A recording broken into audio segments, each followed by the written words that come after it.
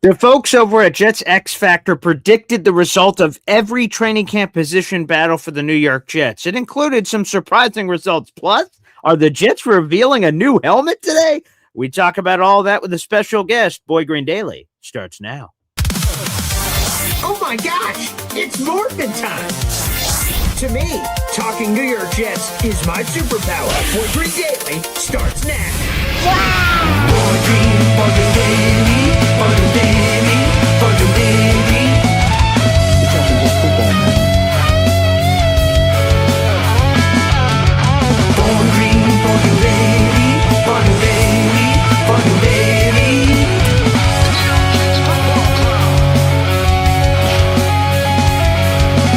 Offense, defense, special teamwork, just football with Boy Green. J-E-T-S, let's go!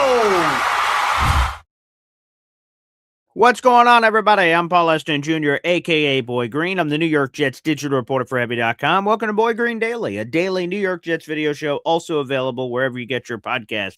Man, there's so many shout-outs I got to do today. First off, right off the top rope, if you're watching the show, you see me wearing this hat, Orange County Jet fans, I want to give a huge shout-out to a huge coffee club member, espresso club member, huge Jets fan out in the audience. That is Shad, baby. Shad, who's a big Jets fan. He came to our tailgate last year. He sat with us at the dinner table at the Cloverleaf Tavern, my family, and I love Shad. He's out there in California. So I don't know if he's up live watching the show right now, but Shad, thank you for the Jets hat you sent to my house. I'm a huge Jet hat guy, so I love it. So thank you for the gift. That's super cool when you guys send me stuff, and thank you. That was very kind. So Shad, you're the man, baby. I love this new hat for the collection. A very kind gesture. I appreciate that out there in the audience.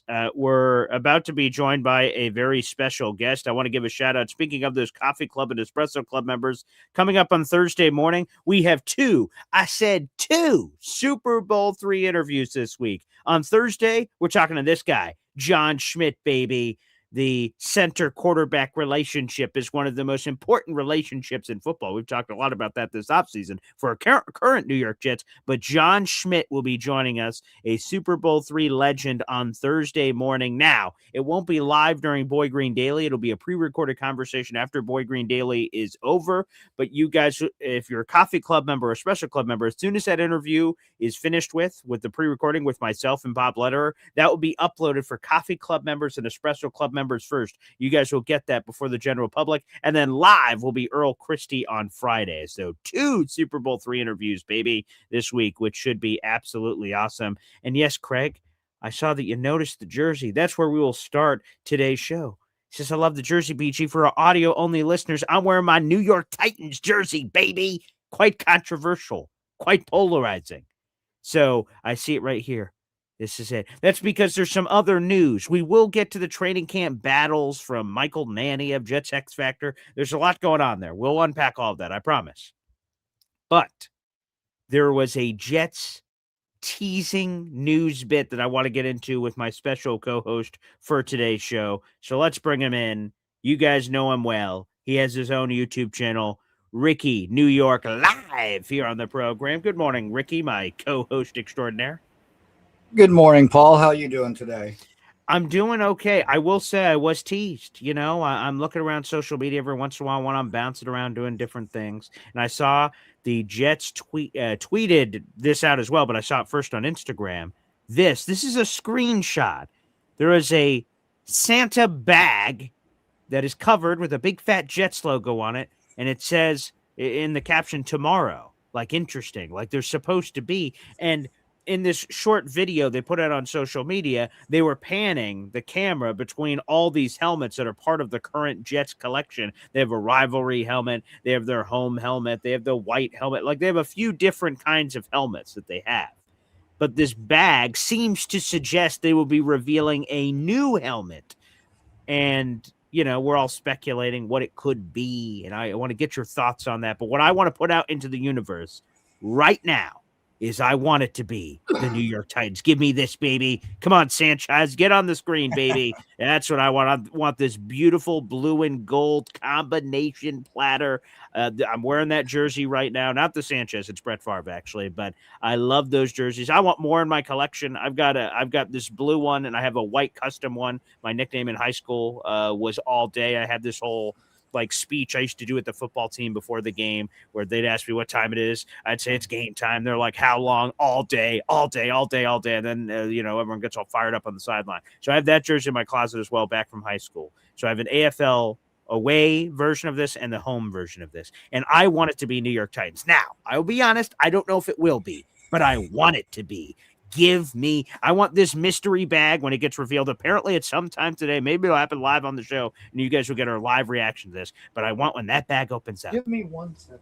I want to be the New York Titans. That is what I want. I want it to be that beautiful blue with the gold stripe. That's what I want. Is it going to happen?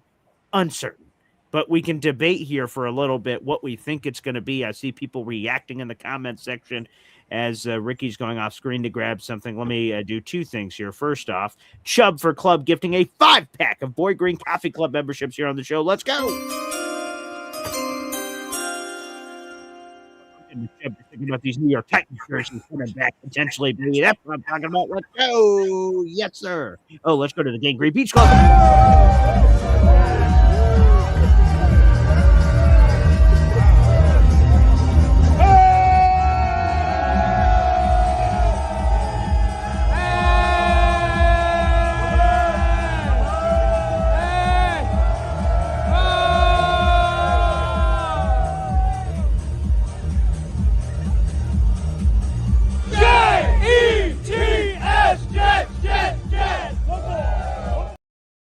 Yeah, there we go, Fireman Ed. Thank you for the 5 memberships, Chubb for Club. By the way, you are 3 more memberships away from a second raffle ticket to our contest. You already have a raffle ticket, so that would give you an additional 3 more memberships being gifted at some point through the rest of July. It's July 21st. You still have another 10 days, so you don't have to do it today, Chubb for Club.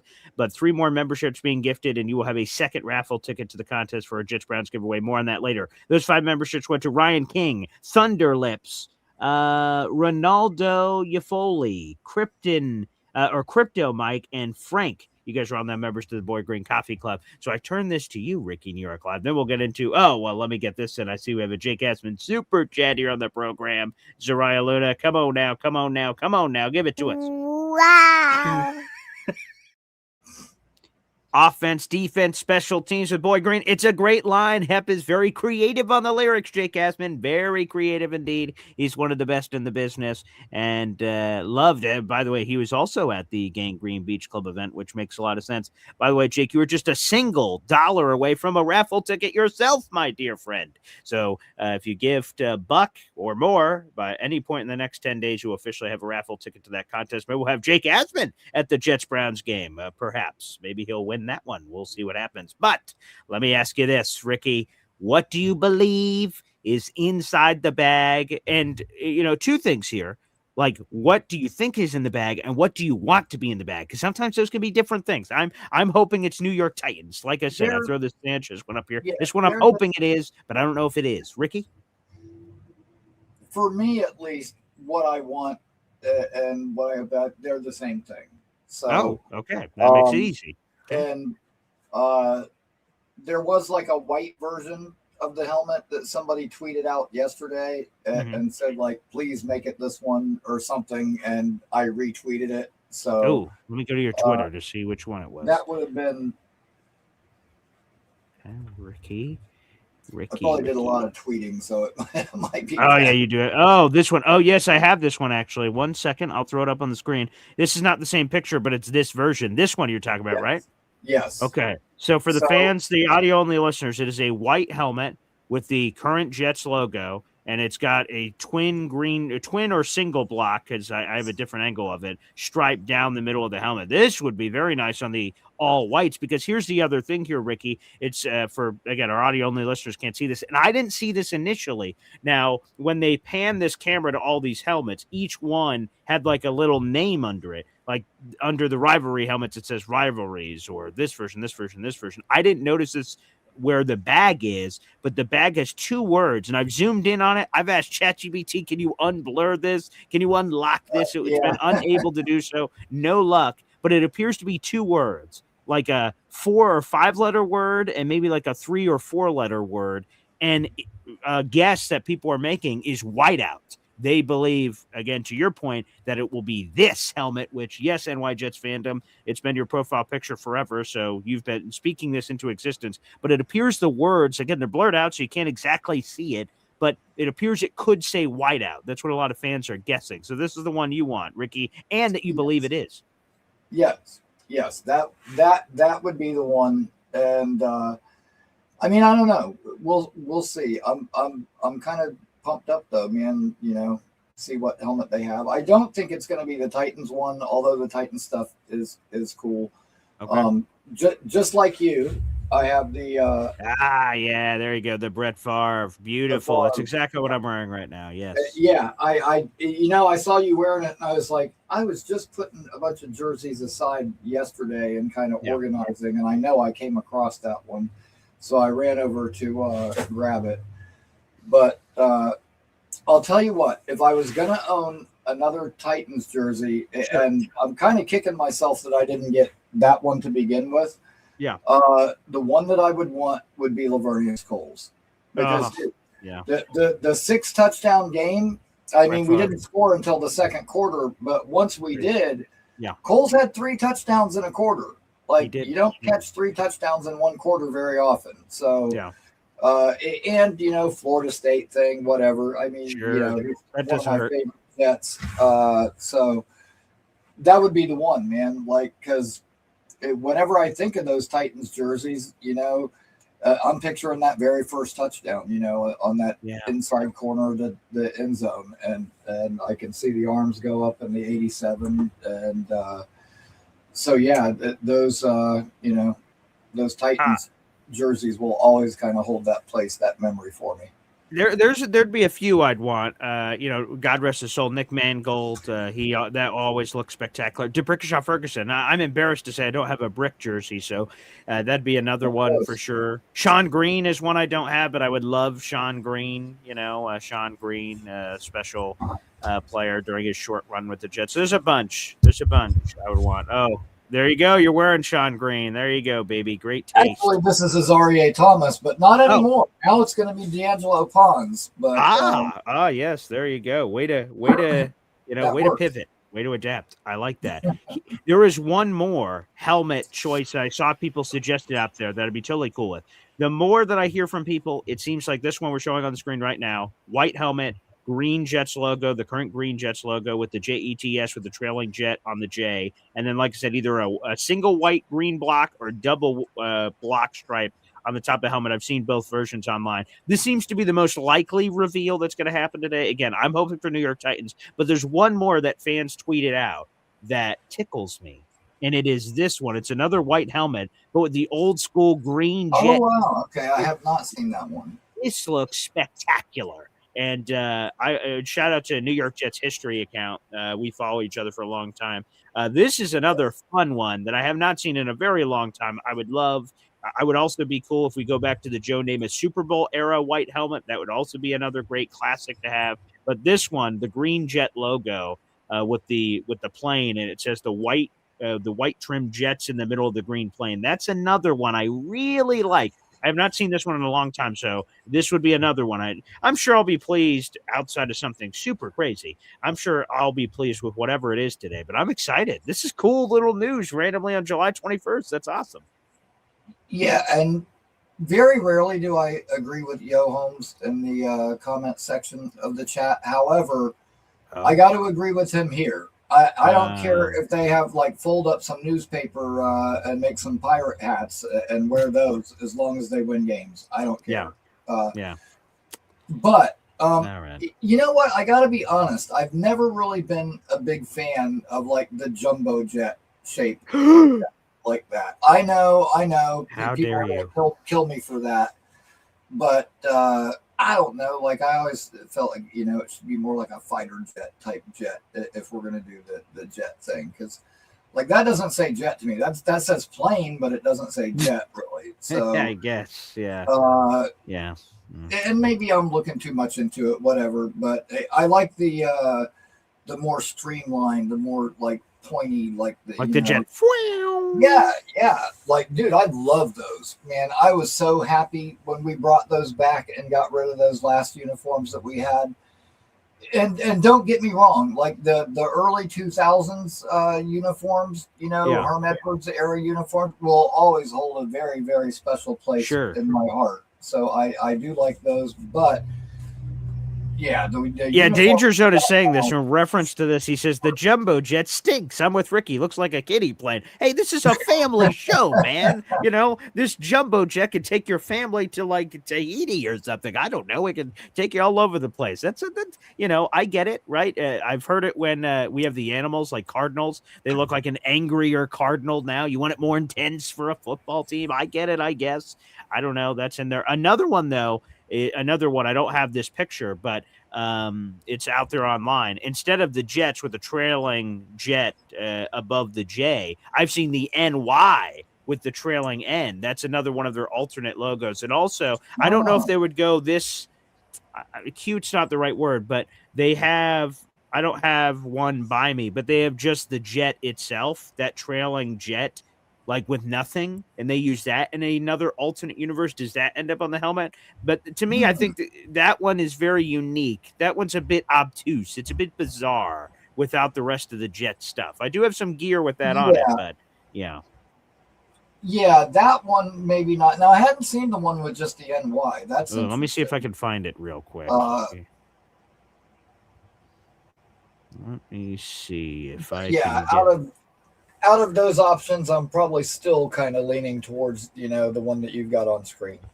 Okay, yeah, here is the other one. So I'm going to throw this up. This is awesome. This is one that I've seen. So let's get one more in here, and then I promise we'll get into the position battle stuff. But come on, people. It could be, it sounds like it's helmet release day, for Pete's sake. All right, Here it is.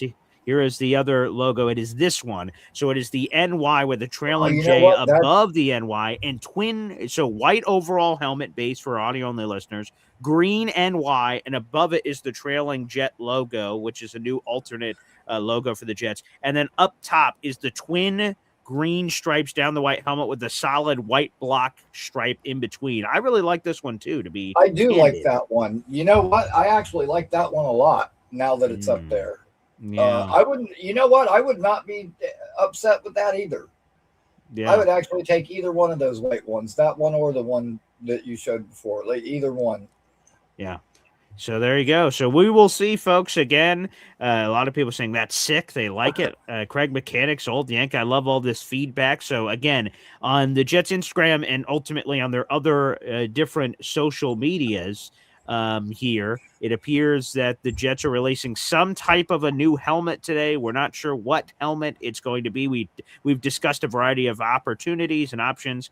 And again, if you look at the screenshot of the Jets release, there appears to be two words beneath the helmet, which would indicate whatever it is. Because again, you see in the top left corner of the screenshot, it says classic. That's the Jets throwbacks from like 2010 to 2019 before the Adam Gase redo. So each helmet is named its era, like rivalries. You see that in the top right.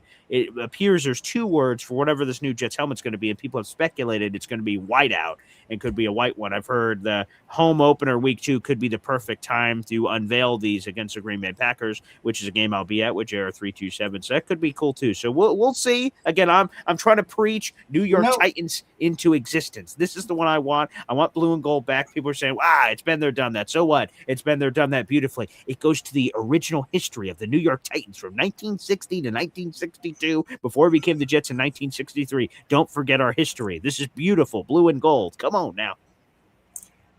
Now, I'm not sure what those two words are underneath that helmet, but according to Snowball, he says he thinks it says Ricky above that NY if you look close. Could it be perhaps?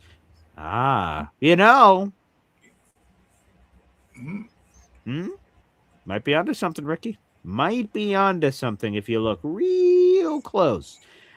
By the way, I see this from Lou B. Super Jets fan. Then we'll get into our Jets training camp battle here on the show. A super chat coming through. Wow.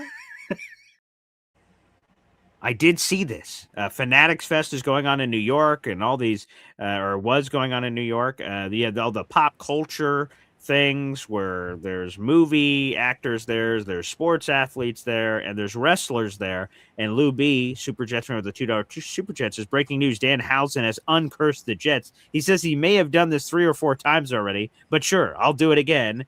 The Jets are uncursed. And if you don't know anything about Dan Housen, you can give that a Goog search. He uncursed the Knicks, and they won a championship. So perhaps there's some magic in the one and only Dan Housen from WWE, the World Wrestling Entertainment. You know what? It can't hurt. Dan Housen, thank you.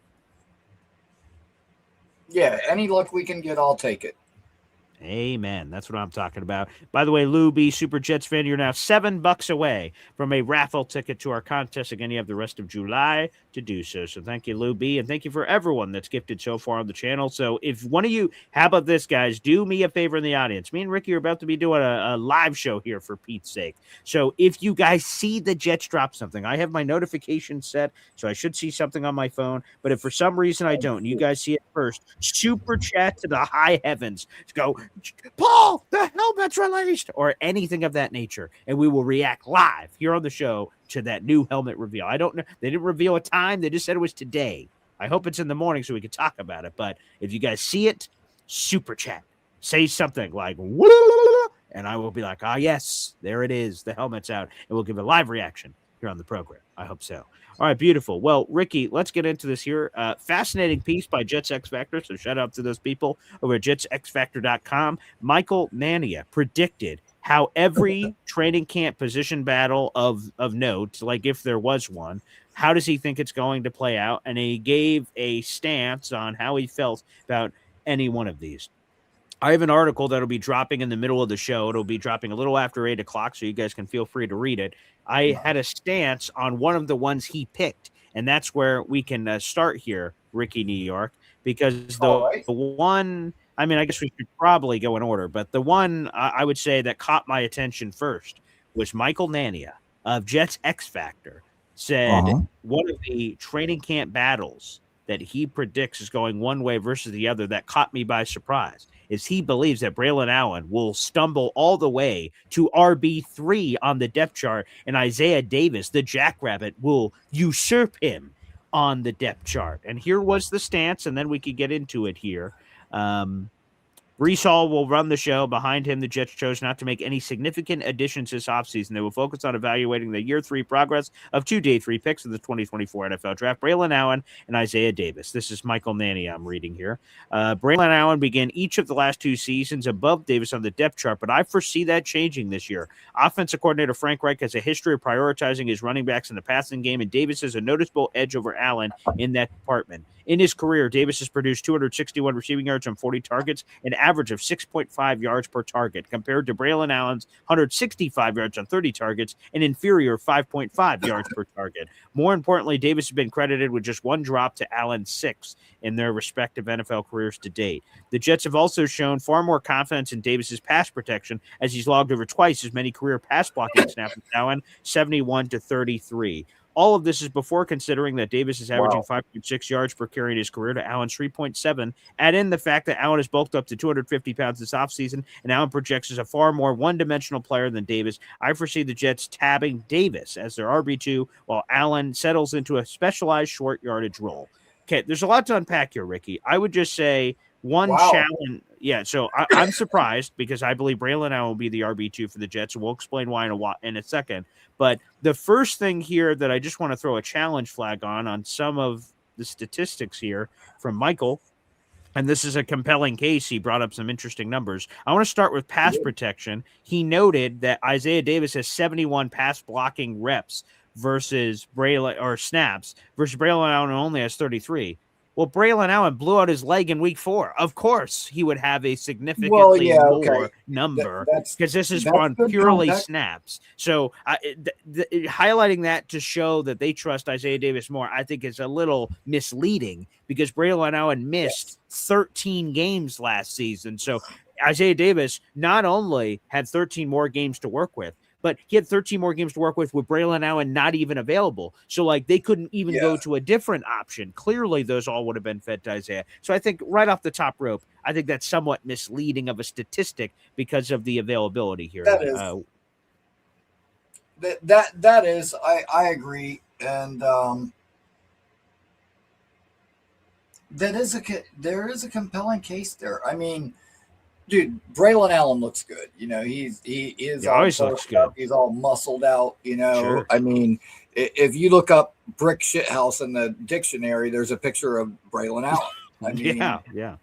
Like, but at the same time, do you know what his longest career run is? Braylon? Yeah, I believe does it's it count like I was just about to say, does this count the preseason? No, like regular season game. I don't know. Like, I want to say it's like 26, 27 yards. Okay. Brees can have a couple of those in one game sometimes. Sure. I mean, you know, he is awesome for like that short yardage battering ram, you know, type of player. But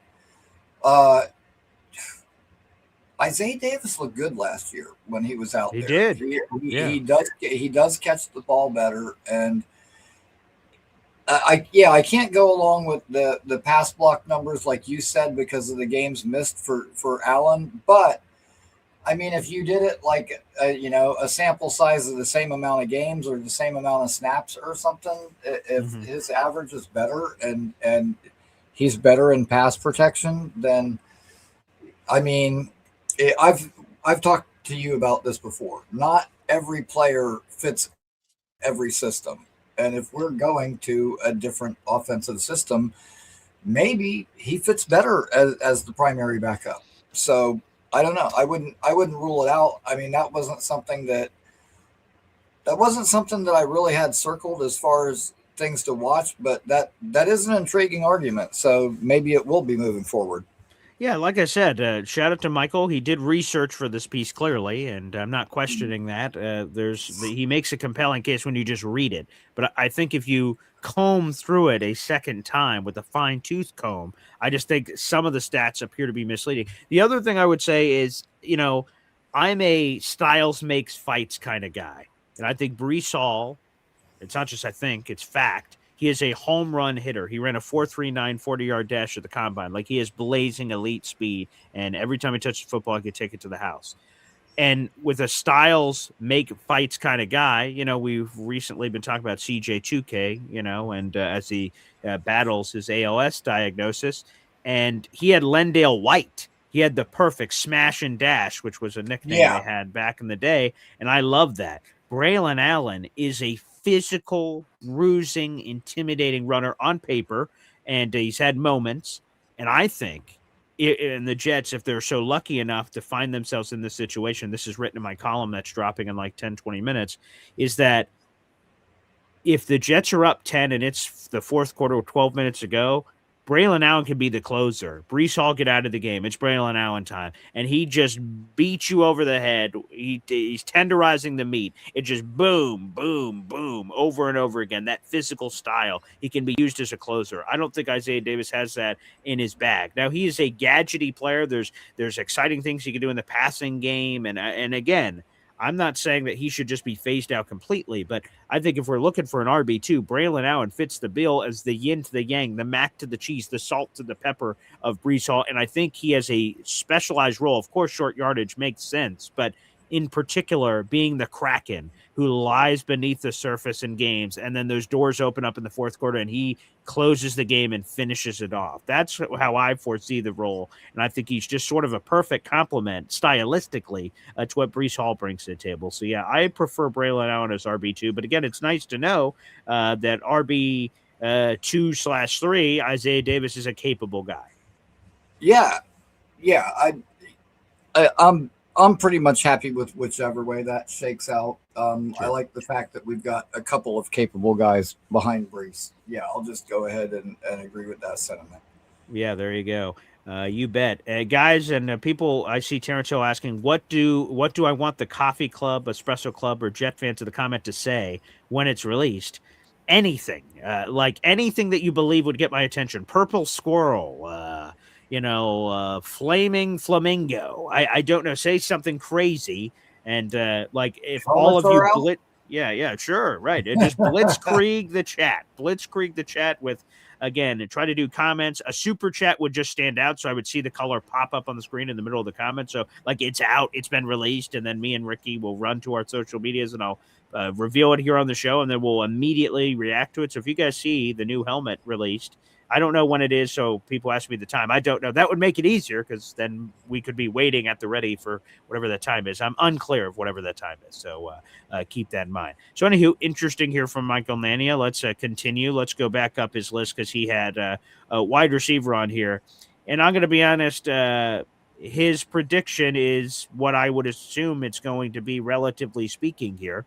And he believes Garrett Wilson's wide receiver 1. Yep, past the biscuits. And then basically the 5 wide receivers on the depth chart in order will be Adonai Mitchell, number 2, Omar Cooper Jr., number 3, Tim Patrick, number 4, and Aaron Smith, number 5 in terms of the wide receiver rotation. Now, some people may be surprised to see Omar Cooper Jr., a first-round pick at 3. I think he's got to earn his opportunities. And here's the other thing.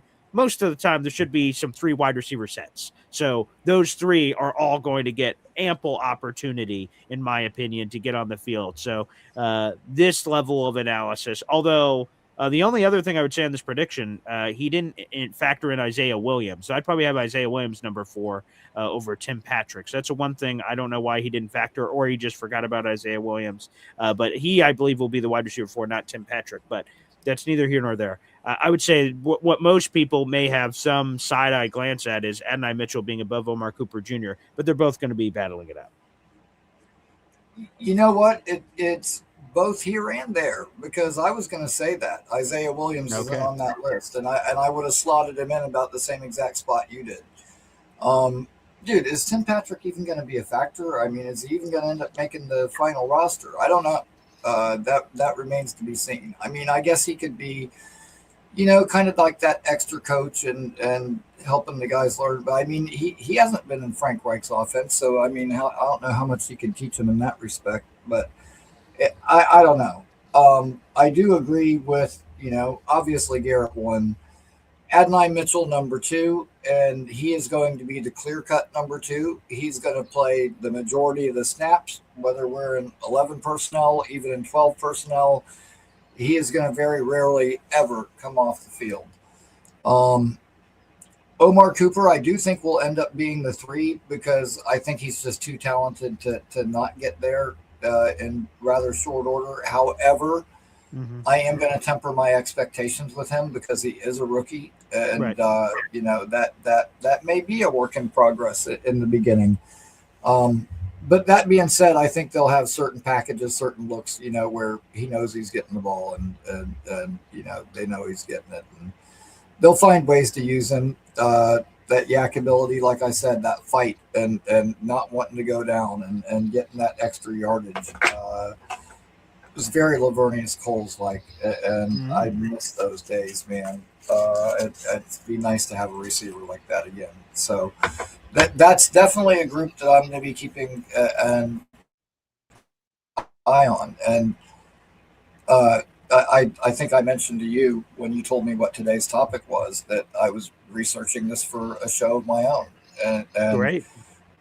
But spoiler alert, but yeah, the next episode of Ricky New York Live is going to be a preview and camp battles. And my main question going into training camp is, where are guys going to line up? And that can be on offense, that can be on defense. I mean, it's true with Cooper, it's true with Sadiq, it's true with Pons, it's true, on either side of Sweat. Is it going to be Amanyada? Is it going to be Phillips? Is it going to be Briggs? Like, who are our starting safeties going to be? Who are the starting? I mean, just everything. It goes all over the whole team. Like, where are guys going to line up? That's my question.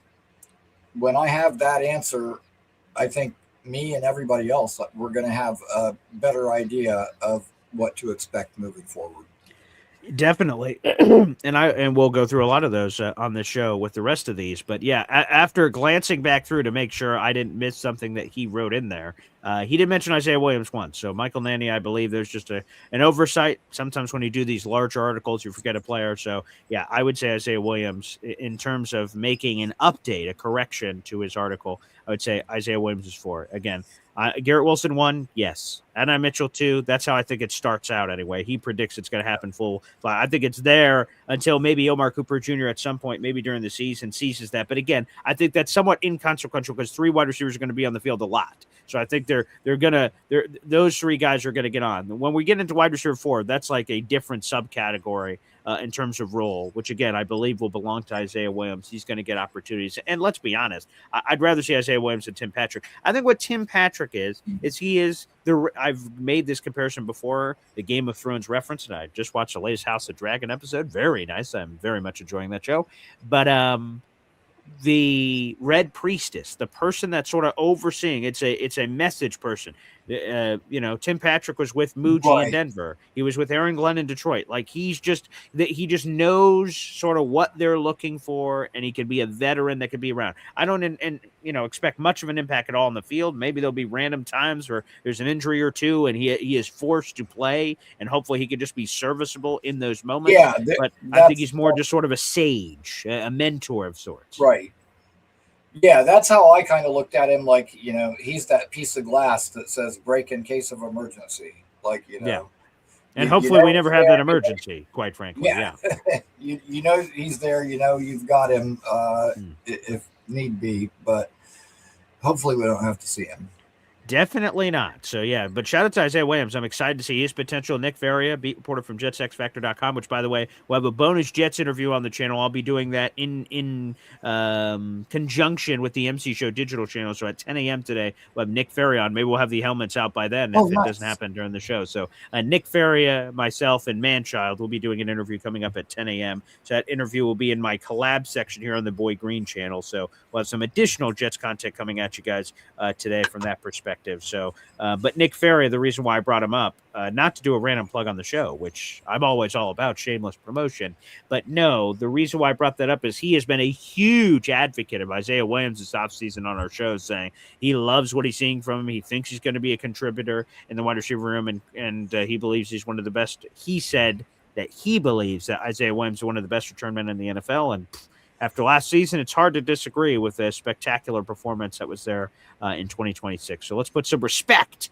on the name of one Isaiah Williams. Make sure you guys like the video and hit subscribe, baby, here on the channel. Again, it's myself, Paul Esden Jr., a.k.a. Boy Green. I'm joined by Ricky New York Live, New York Jets content creator extraordinaire. You guys can subscribe to his channel, Ricky New York Live. You see that in the backdrop behind him as well. Again, the Jets are supposed to release some version of a helmet today, I believe. What time, we don't know. The Jets simply just tweeted out the date, which was today, July 21st. JR327 says the Jets ticket reps work 9 to 5, so it's probably going to be after 9. I don't know what kind of science goes into it, but perhaps you're right. Maybe it'll be at a 10 pull time, like 8:30 or 9 or something. But again, if we're on air, I'll give you an immediate reaction. If it's live on air during the Nick Faria interview that's coming up at 10 a.m., it won't be live to you guys. It'll be pre-recorded. But if it happens live during the show, we'll immediately react to it. If it happens when I'm not live, I will do an immediate video going, holy, great, bad, terrible. And I will give you guys my honest assessments. That will be coming up here.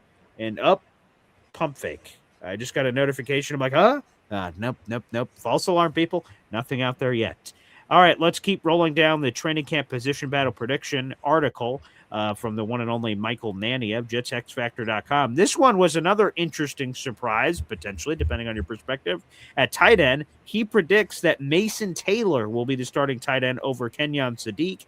And then he has Jeremy Ruckert as the tight end 3, which I don't think is a surprise. But our first-round draft choice, sorry, Kenyon, it sounds like you're going to be starting on the bench or in a lesser role until we have, 12 personnel, 13 personnel, and we're going into more jumbo sets where he will have an opportunity to be on the field at the same time as Mason. But he predicts that Kenyon Sadiq will be starting off on the bench because Mason Taylor, quote, offers a more traditional all-round skill set than Sadiq, who projects more as a big slot than a typical Y tight end. Sadiq needs development in his route running and inline blocking. Taylor should be viewed as the favorite to lead the tight end room as tight end 1. Do you agree with this, Ricky New York Live? Yes, I actually do. Okay. I mean, listen, Sadiq is athletically, like physically gifted. He's a freak athlete, but he does not have the experience. And granted, this is only Mason Taylor's second year, but Right. as far as being like an inline blocker and stuff, I think he's going to have the edge there. Like they said, refine his route running some. And he's a rookie. As talented as he is, he's not going to come in and set the world on fire. Very few rookies come into the NFL and get hot right away. Running backs are probably the easiest because the transition is the easiest for them, I would think. But dude, especially pass catchers of any sort and pass rushers, they take a while sometimes to click. So no, I'm actually perfectly in line with that one. And I'm excited because Mason in general should make a jump from year 1 to year 2 in a general sense. Unfortunately, he ended the year with the neck issues, which is unfortunate. But it seems like, by all accounts, that those are no longer serious. It seemed serious at the time when they kept giving us these ominous updates, and then he wasn't going on the field. I'm like, Jesus, I hope this isn't more serious than they're letting on. And, I think there's twofold. Again, there should be a natural jump from year 1 to year 2, which I like. And then number 2, Mason Taylor, if you go to Geno Smith's Instagram, not sure how many of you folks are Instagram people out there in the audience. Every day, Geno Smith is uploading new workouts that he's doing on the football field in his Jets helmet, by the way, which is getting me fired up. But he is working out with Mason Taylor. Geno trains down in Florida. Mason Taylor is a Florida guy, of course, because of not Florida, the Gators, chomp, chomp. I'm talking about Florida. His father, Jason, obviously coaches for the Hurricanes, and obviously Jason was a longtime Dolphin, so but Jets legend, of course. And so it makes sense that Mason's down there, and he is working out with Geno like every day. One of the things you can't replicate are and live bullets, chemistry, and putting it all who together. Else is with them, Paul? There's a third guy there too, isn't there? Who else? I've seen him on one of the videos, but it's Robbie Chosen Anderson. I have seen Robbie Chosen down there. Adonai Mitchell also came down there for a series of workouts, but the one who's been there every day, according to Geno Smith's Instagram, is Mason Taylor. And that to me is exciting because, again, Kenyon Sadiq, as Yo Holmes mentioned a minute ago in the comment section, is already behind the 8 ball because he missed the last week of OTAs and he missed all of mandatory minicamp with this hernia surgery situation.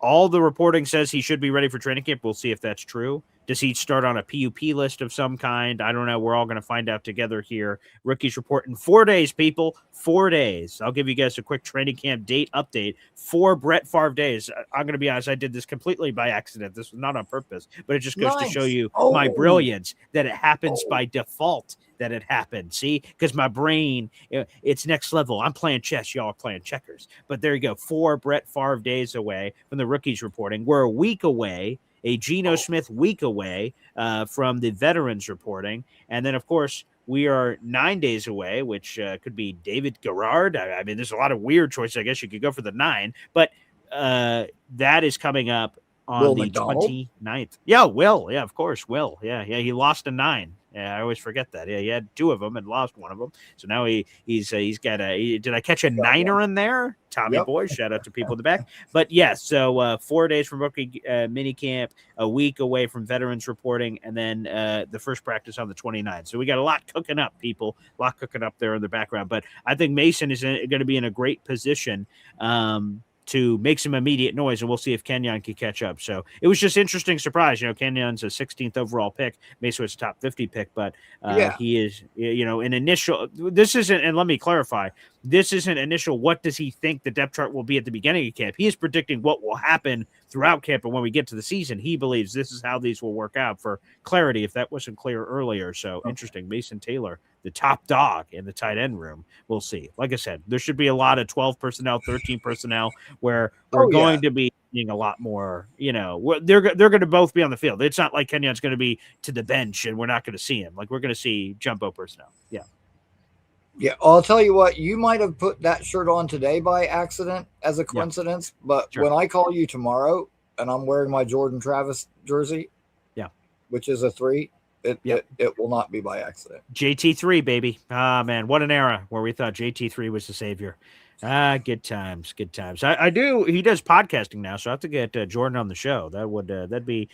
I don't know if Dude, he's going to want to do it because of the murkiness of how things ended and what was alleged between agents and this and that on his health. So he might want to just avoid all. Not that I would be grilling him over that. That would naturally come up in our conversation, but yeah, I'm not right. sure if he's going to be in a rush to be doing any Jets content, but he is doing podcasting right now. So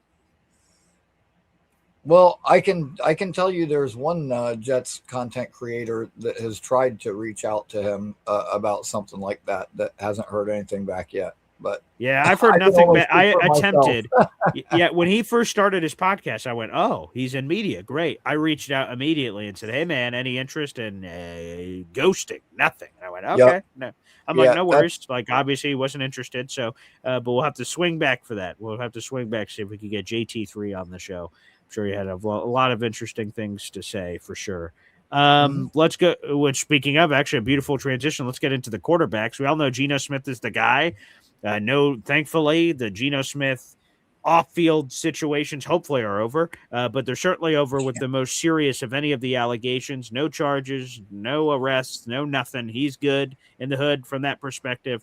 Hopefully, his license is with him and all that jazz. So we have none of that. So he's QB1, no question about that. But who is the QB2? There are currently 3 other quarterbacks on the roster. That is in no particular order: Brady Cook, Cade Klubnik, and Bailey Zappi. Michael Nania predicts Bailey Zappi will be the QB2. He will win that battle with Cade as a 3, and then Brady Cook would go to the practice squad. And I don't think that's going to happen. I think it's one of two things going to happen, in my opinion. Either Cade Klubnik is the QB2 and he beats out Bailey Zappi, or the Jets go, yikes, we need a QB2, and they go get a veteran QB2. And then it's Geno, insert random name of quarterback, Cade Klubnik, and Bailey Zappi and Brady Cook could both be on the practice squad because you can never have enough quarterbacks just in case, especially if you're a Jets fan. So I think those are the two paths. I do not believe there is a path.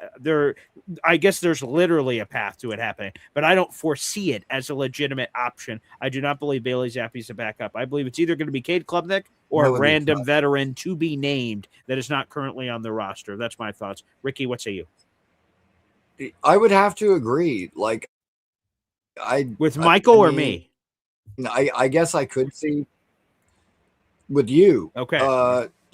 Like I just can't feel that comfortable with Zappy being the backup. So like I don't know. I kind of foresee them bringing in somebody.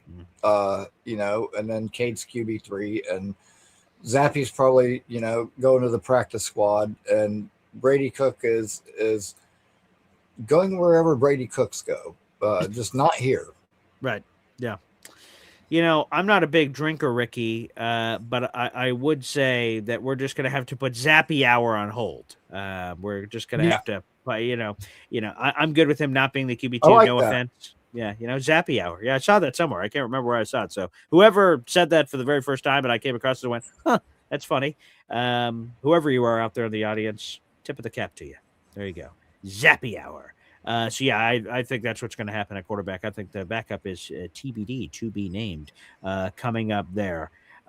Interesting on the interior offensive line. He mentioned that he thinks it is fairly clear that Max Mitchell, these are tackles, but Max Mitchell and Chukwuma Okorafor will be making the roster as backup tackles, although Mitchell has experience at guard as well. So we'll sort of see where he lines up. And then there's a big horde of guys: Xavier Newman, Inez Cooper is a rookie out of Miami, Marquise Hayes, Cole Laval, my guy, Liam Fornadell, former Patriot, and undrafted rookie Xavier Hill are the Jets interior group. He believes that Inez Cooper, the rookie 6th-round pick, will be one of the key backups. And then the other backup is to be determined. That player is not currently on the roster. I think Cooper's a lock to make the team. They're not going to cut their rookie. And No. he's a perfect right guard backup for Joe Tippmann. He played right guard exclusively in college. Fine. That's what he did. Let's not – clearly, if he could have played left guard too, I'm sure they would have cross-trained him or did something there, and that never happened. So Yeah, I'm fine with Inez being the backup at right guard, and then left guard. Is it one of these guys that we talked about? Are they going to throw Xavier Newman over at center instead? Marquise Hayes has had some moments that people have talked him up. I love my guy Cole Laval. That'd be fun. He knows all 5 positions, but they believe Inez Cooper and then a TBD at the left guard spot. Do you agree? Yeah. Yeah. I mean, again, hopefully we don't have to see any of these backup guys. Right. Yeah. You know, I mean, a core 4, whatever. Like, yeah. I'm okay with him. Nez Cooper, I mean, eventually I think he could even, work his way into being a starter for us at some point. But I think that, again, that's kind of down the road a little bit.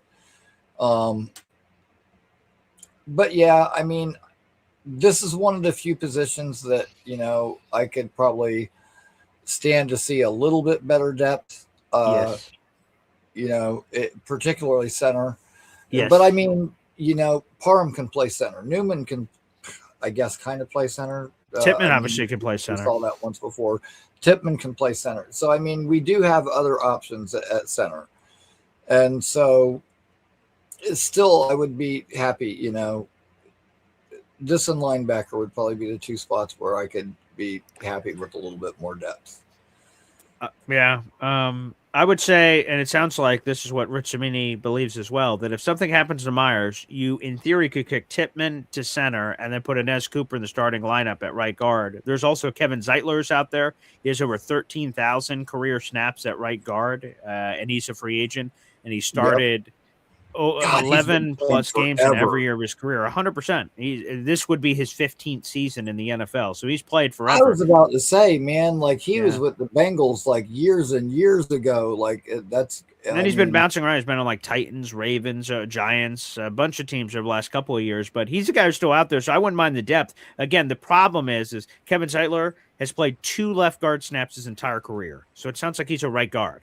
Inez Cooper is exclusively a right guard. How many right guards are you going to have? Unless one of them can cross-train the other way, or in that scenario that you would add as Zeitler, you would kick Tippmann back to center. But I don't want to be herky-jerky. I just want to keep – you just paid him $62 million. Let's just have him be what he is. If you think he's going to be the greatest right guard of all time, keep him at right guard. If you think he should go back to center, then fine. But I just don't want to keep moving it around. I think that was a George fan ABT. I hated that. It was cool that they could do it, right? Salah had that line, blessing and a curse, but I think it sucked for the player. They could never find a home. They were just constantly on the move. They constantly were getting kicked out of orphanages and houses. They couldn't find a forever home. So that's what I would like. Good Lord, Ricky, is the spotlight just hit you? You just, boom. Oh, there you go. Now it's back. Okay. Yeah, the lights kind of flickered for a second. No, that's okay. As a guy that has flickering lights in his house, I thought like a UFO was about to abduct you or something. Craig the mechanic saying that he's in the middle of a crazy lightning and thunderstorm, so it could be inclement weather. Yeah, it could have been. Yeah, a flash happened. It is there. Florida, so 5 minutes from now that could be different. So we'll see. That's very true. So yeah, but I would say, to your point, I would love a little more competition at center. To be honest, is there someone out there? I see Jets Worldwide. I saw Snowball, aka Rich, texting about it earlier, saying Sam Mustafa we should try to get him as an option. I like James Daniels a lot. He has guard and center flexibility. He's like 28, so he's still young. He's one that I wouldn't be mad at if you added him in. So, yeah, there's a couple of guys out there. I would add more competition to center because, again, the chances of you, and I hope I'm wrong, but the odds just say that you starting the same 5 in back-to-back seasons, 34 straight games, seems incredibly unlikely. So you better be ready. Hope for the best, prepare for the worst. Hope that everyone plays the 5, and that's great. But in case it happens, you're already ready for it. Hey, we've got a guy here. You step up. Next man up.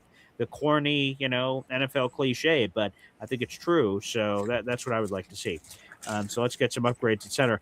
Let's go to the cornerback room and the predictions. There's a lot of corners in this room.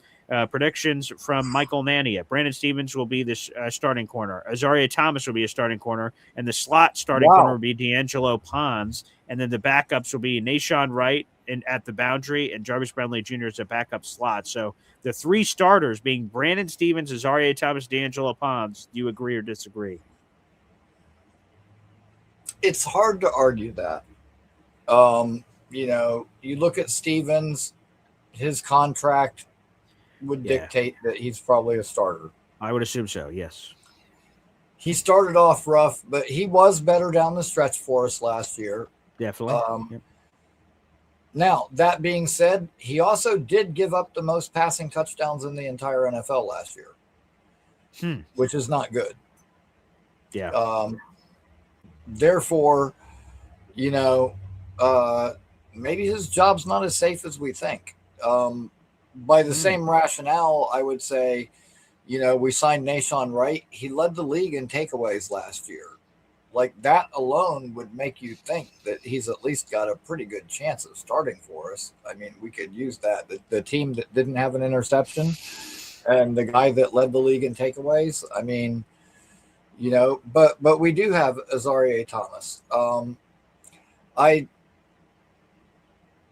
I think it is going to end up being Thomas and Stevens at the end of the day, and I do think it will be Pons. Okay. That dude, that nickel, that is a battle that I want to see, because what's that? Jarvis Brownlee was fiery, dude. He came in last year with attitude and with some physicality that this team needed. It gave us, between adding him and Jermaine Johnson coming back at the same time or whatever, it gave them a boost when they needed it. And unfortunately, it didn't last. But Brownlee is a fiery player. Like, he ain't going to roll over and just let that kid take his job. That's going to be a fight. So that's probably one of the battles that I'm most looking forward to out of all of camp, is the Brownlee versus Pons fight, because I think that's going to be a hell of a battle. And at the end of the day, I do think Pons will get it. Listening to the players talk about him just so far, and I know it's early, but the first thing all of them say is how intelligent he is, how smart he is, his football IQ. And that combined with the way that he plays, I think it's going to be really hard to keep him off the field. Wait. We need to stop this. I know we're in the middle of a cornerback conversation, but there is some treachery afoot, Ricky New York Live, and we must deal with it swiftly and soundly and strongly. I see there's a person out in the audience by the name of Ace Boogie. And Ace Boogie says next season the Patriots will be 10-7, the Bills will be 7-10, the Dolphins will be 3-14, and the Jets will be 0-17. Says Ace Boogie. So Ace Boogie, there's only one thing that must happen now, and you must go into the grinder, my friend. Get the hell out of here. You mess with Kurt, and you go into the grinder. Okay, now this grinder of yours, is it a real grinder or is it some kind of a metaphor? That's it. You're gone. Adios, TKO, historical. Wait. I won't be funny no more, see? Security. You ain't got to bring the man down here. Wait a second. Kurt, come on, please. I need this job. Take Kurt. out the trash. Trash? Oh, now look at here. Get these moves out of my face. Get the hell out of here. That's uncalled for. NC Green says, BG, don't give him any time. Ignore him. Hell no. I can't ignore this kind of blasphemy, this kind of disrespect. You're in a 5-minute timeout, Ace Boogie. Now ponder your thoughts and what you just wrote and get out. Get out. And after 5 minutes, you can return. When you return, show a little bit more dignity. Show a little bit more respect. I'm a guy that wants you to take your shoes off before you come into my house. You didn't take your shoes off. So that's a rolled up the newspaper and pow, right on the nose. So clean up your act, Ace Boogie. 0-17, how dare you? We're undefeated right now. We're in first place right now. How dare you try to bring your negativity to the program? I don't appreciate it. Yes. I won't stand for it. I won't stand for it. Absolutely. This is where Jets fans come so that their day can start out right. We don't want to start our day out like that. Not with 0-17. That's never happened before in NFL history before. Yet you believe the Jets are set to make that kind of history. It's disrespectful, Ace Boogie. Disrespectful. Now, getting back to before we were so rudely interrupted. Yes. I would love if Azaria Thomas is a starter. That would mean week one. Like this is a prediction for what I think he will Michael be. Nania believes. I don't believe he will be. I hope he is. I hope I'm wrong. My gut says Nashawn Wright. It's going to be Brandon Stevens. It's going to be Nashawn Wright. It's going to be D'Angelo Ponce. Now, corners are one of those positions, whether it's in high school or the NFL, that rotates. So, like, not everyone can play 100% of the snaps. Jarvis Brownlee is going to find his way on the field. Azaria Thomas is going to find his way on the field situationally. But my gut tells me the Jets struggled to create turnovers last year. Nashawn Wright had 5 interceptions. He had 2 forced fumbles. He had 3 fumble recoveries. He had 10 total turnovers created. Nashawn Wright did. How could I possibly believe that they're going to put that guy on the bench? Well, I'm intrigued by Azaria Thomas, and I want him to be. He's the younger guy, but he started off last year hurt, and he ended the year hurt. He's got a lot to prove. This training camp is very important for Azaria Thomas. So again, if Nanny is right and he wins it, I'm going to be happy no matter what happens. But if he wins it, that's great news for me. That means he sees the day. He beat out a more than capable guy, Nashawn Wright, and sees the day and he's a starter, and he is a second-year player, and that's great news for the Jets. If he becomes a starter, sounds like a pretty good third-round pick to me. So, but I have questions. My gut tells me it will be Nashawn Wright, but I don't believe it'll be Azaria Thomas, but I hope I'm wrong because I would love Azaria Thomas to seize the day and be a starter. Okay, well, how about this? Okay. I say we probably start out the year with Stevens and Wright, and for all the reasons we mentioned. However, I think that either Brandon Stevens stumbles early or maybe he gets banged up a little bit, and Thomas has to come in for him. But then once Thomas comes in, his play is better, and it elevates that position, and he does not look back. Once he comes in and gets that shot, I think he seizes the opportunity and doesn't give it back. So while we may start out with Wright and Stevens, I think we end up with Thomas and Wright before the year is over. And as we know, Ricky, you can lose your job in a lot of ways. Alex Smith, he was the starting quarterback of the San Francisco 49ers. He had a concussion. Harbaugh says, let me go to the Colin Kaepernick kid. Alex Smith never got his job back. So you can lose it by hook, crook, everywhere. You could lose it by injury. You could lose it by poor performance. You get benched for another guy, and then he just seizes the day. There's a lot of ways to skin a cat. A lot of ways it can happen. Hey, we'll see as the situation continues to develop what ends up happening. But I'm excited for this room. Rich Samiti recently said in the Jets Collective podcast he believes the cornerback position is the biggest question on the roster outside of quarterback for all the obvious reasons.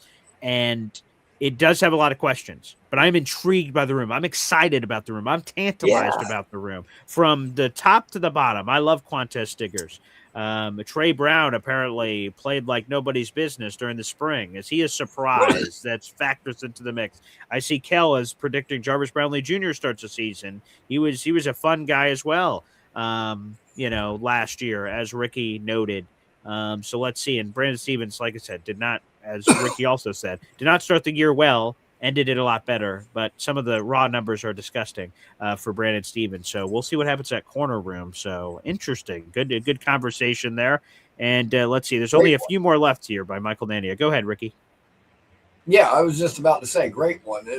And it's nice that we have enough guys that could be options to be starters, that we have this conversation, because we're talking, we got 4, maybe 5 guys who could be starting. So that's a good problem to have. No doubt about it. No doubt about it. It is a good problem to have. It's like I said, it's good. Sometimes you have one of these situations like someone has to start. Like Jesus, you're like, look at the room. You're like, oh boy, a couple of you guys has to start, but I don't know who it is because like the options are so bad. In this case, I'm intrigued by the options that are there on the program. Let's go next. The edge rushers. Man, we've got some interesting guys here. And Michael Nania believes that David Bailey will be a starter, the number 2 overall pick, the highest drafted defensive player in franchise history. The pass rusher opposite of him, he believes, will be Joseph Osai. We got from the Bengals. Ricky New York Live did an Osai video project here recently on his YouTube channel, which I saw pieces of. Will McDonald will be the 3rd pass rusher, and Kingsley Enagbari will be the 4th. Now, this is a tough conversation to have because, again, all of these guys are going to play for the Jets. And in base sets, I could totally understand if it's Joseph Asai and Kingsley Nagbari, and then your pass rush true set is David Bailey, Will McDonald. And there's going to be mixes where it's David Bailey and Osai, or it's McDonald and Nagbari. I think there's going to be a lot of different versions of this. So maybe this is over-analyzing what it's going to be. Right. But nonetheless, he believes a two starting at snap one for the New York Jets, week 1 against the Tennessee Titans. David Bailey, Joseph Asai. Do you agree or disagree? You know what? I completely agree. And Okay. I do think that we're going to see a lot of both Osai and Enigbari on early downs, running downs in particular. But hey, David Bailey's the number 2 overall pick. Like, it doesn't shock me that he's being predicted to be out there starting because, I mean, he's the number 2 pick. That being said, I like it that, I like it when people who actually get to see the team up close agree with things that I say because it feels kind of validating sometimes. There you go. Whether it's, last week I was talking to Omari Brown and we were talking about AD Mitchell and I was like, oh, I love it that somebody's actually buying all of my AD Mitchell hype and is into it. That's great. And, but yeah, so I think Osai is going to be better than people think, a bigger contributor than people are probably thinking right now. And I think he's probably going to earn more playing time than people think. I think people are going to be surprised by how much he actually ends up playing. Let's go, Jets. Jets. Yes, sir. Perfect. Good job. That's awesome. And the Jets put out a clip today of guys saying different things. And what he's talking and he's like, man, I'm trying not to cuss right now, but I'm fired. Yeah. I saw that. I saw that video. Yes. And me, every show I say, let's get fired up. So here's a Jets player and he says, I'm fired up. Like, I had to clip that this morning when I saw it. And he's got a fun personality. I really like Joseph Asai. Yeah. I do too. And the thing is, with Carl Dunbar and, with Ben Bowling, with the coaches that we have, I think they can get more out of him too. And he had 6.5 sacks last year. So let's say he adds 1 sack to his total from last year. That'd be great. We're talking about a depth piece that gives you 7.5 sacks and doesn't have the stupid penalties that Michael Clements used to give us. Sure. Like, dude, that's not just an improvement. That's like light years better. I would take that all day long. And, I mean, maybe an army of one, but I've been like one of the biggest Osai supporters ever since we signed him. I think that's a really underrated, under the radar signing that's going to pay huge dividends. Him and Enigbari and Amanyada. I think all those guys, what they're going to offer us combined is going to be stellar. Yeah, I was. They did some behind the scenes when Joseph signed. Several other free agents signed, and I was cutting up clips like that were funny or interesting. That obviously we use some of them here on the show.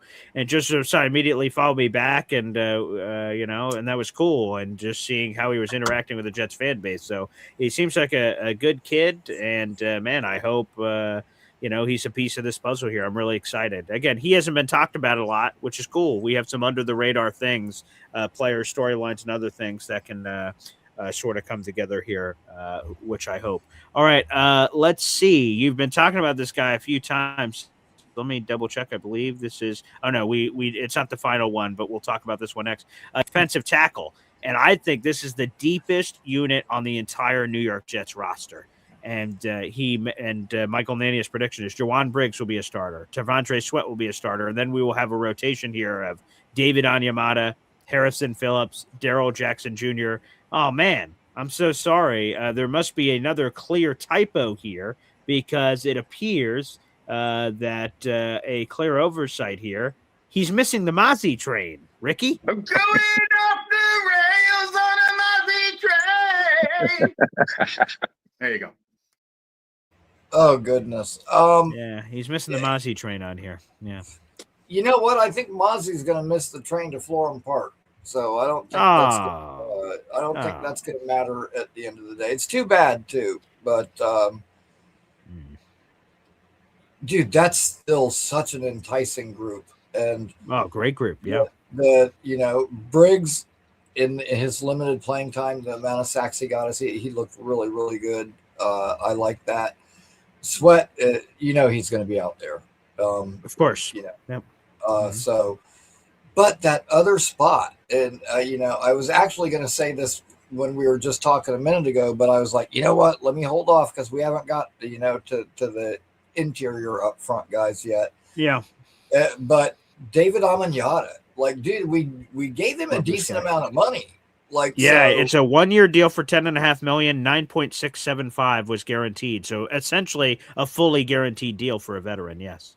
Yeah. So, I mean, does that not make you kind of feel like he would be one of the starters? Kind of. I mean, I don't know. And the fact that, he was ranked so highly amongst defensive tackles versus the run last year. Mm-hmm. I mean, dude, if a guy is top 10 versus the run, like, yeah, and you're giving him a fully guaranteed contract, like, I mean, I don't know. To me, that seems like it has starter written all over it. Yeah, I think this is going to be another one, and I don't mean to, whatever the word is, demean these conversations or take away from these conversations. I think some of these, like, okay, if we're talking about, I'm trying to think of like a good position for this, like, God, I'm not even thinking of any good examples, but I guess running back, but even that's not a good example. But like, if we're talking about who's going to be the RB1, I mean, like, no, here's a good one, like left guard, right? There's only one left guard. There's one left guard on the field. Whoever wins is the left guard, and they're playing 99% of the snaps outside of a rare circumstance. Like Armand Membu played 100% of snaps last year. He was a right tackle. Like this is the conversation part I was looking for. And like, so, who's going to win it? Armand Membu or Chukwuma Okorafor? Geez, clearly it's Armand Membu, but just for the sake of this nonsensical conversation, is that one guy wins and the other guy's on the bench. But at defensive tackle, David Onyemata is going to get on the field. Harrison Phillips is going to get on the field. Juwan Briggs is going to get on the field. Like T'Vondre Sweat's going to get on the field. There's going to be a rotation. I don't think it's going to be Salah level rotation where we're getting hockey waves coming in. I don't think it's going to be like that. But I think it's going to be a healthy rotation of guys coming in and out. And by the way, they should. They have so many talented guys that I think it'd be a disservice if they did not rotate these guys in. But yeah, they didn't pay David Onyemata $9.75 million to look pretty, guaranteed. So I think he is certainly going to be on the field. Yes. Right. Yeah, I agree. And I agree with you too. Yeah, there's going to be a rotation. If there's a guy that I would say is going to get left out of that rotation, it would probably be Darrell Jackson because he's a young developmental kid, and we've got plenty of hats without him. So, but yeah, I agree that's going to be, that's one of my biggest groups that I want to watch along with corner. Yes, there's probably three altogether, and those are definitely two of them.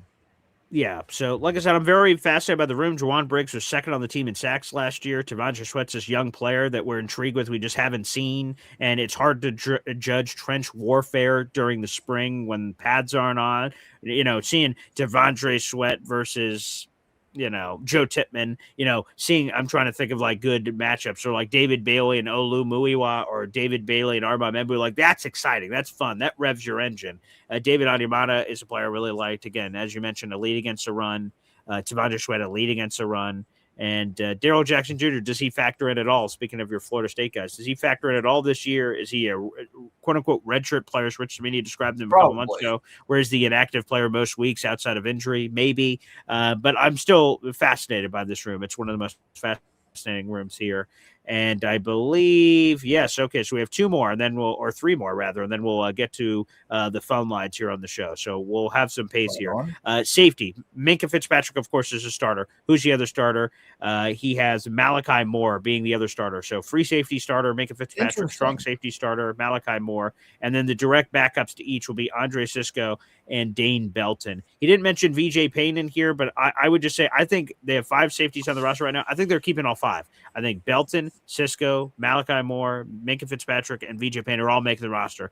I think Aaron Glenn is going to get back to some of the things he was doing in Detroit with 3 safety looks. I think that's going to be a factor where Minka's occasionally in the slot or a big nickel, and then you have 2 roaming. I think there's a lot of creativity you could do here. So I think all 5 safeties make it. This is a conversation where even though multiple safeties will play, it is who is opposite of Minka that I find fascinating. Rich Cimini believes at the start of training camp it will be Minka and Andre Cisco, those 2 coexisting. So that's fascinating. But what do you think of Minka and Malachi Moore, according to Michael Nania?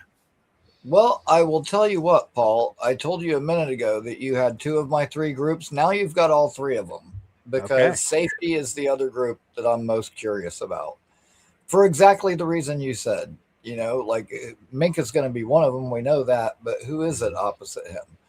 You know, does Cisco try to reclaim his job and redeem himself? You know, does Malachi Moore, who played a lot last year and who was responsible for some of our only takeaways last year, you know, he played a lot as a rookie. Does he take a step? Does he get that job? You know, Dane Belton also. Now, I like the fact that you brought up us playing with some 3 safety looks, because I think that will happen.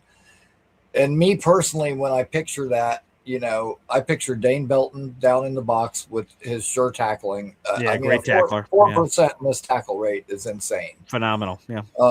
Yes, it really is. And then, you know, back a little bit, you've got Minka, who can kind of take advantage of, you know, those short to intermediate passes and get those takeaways.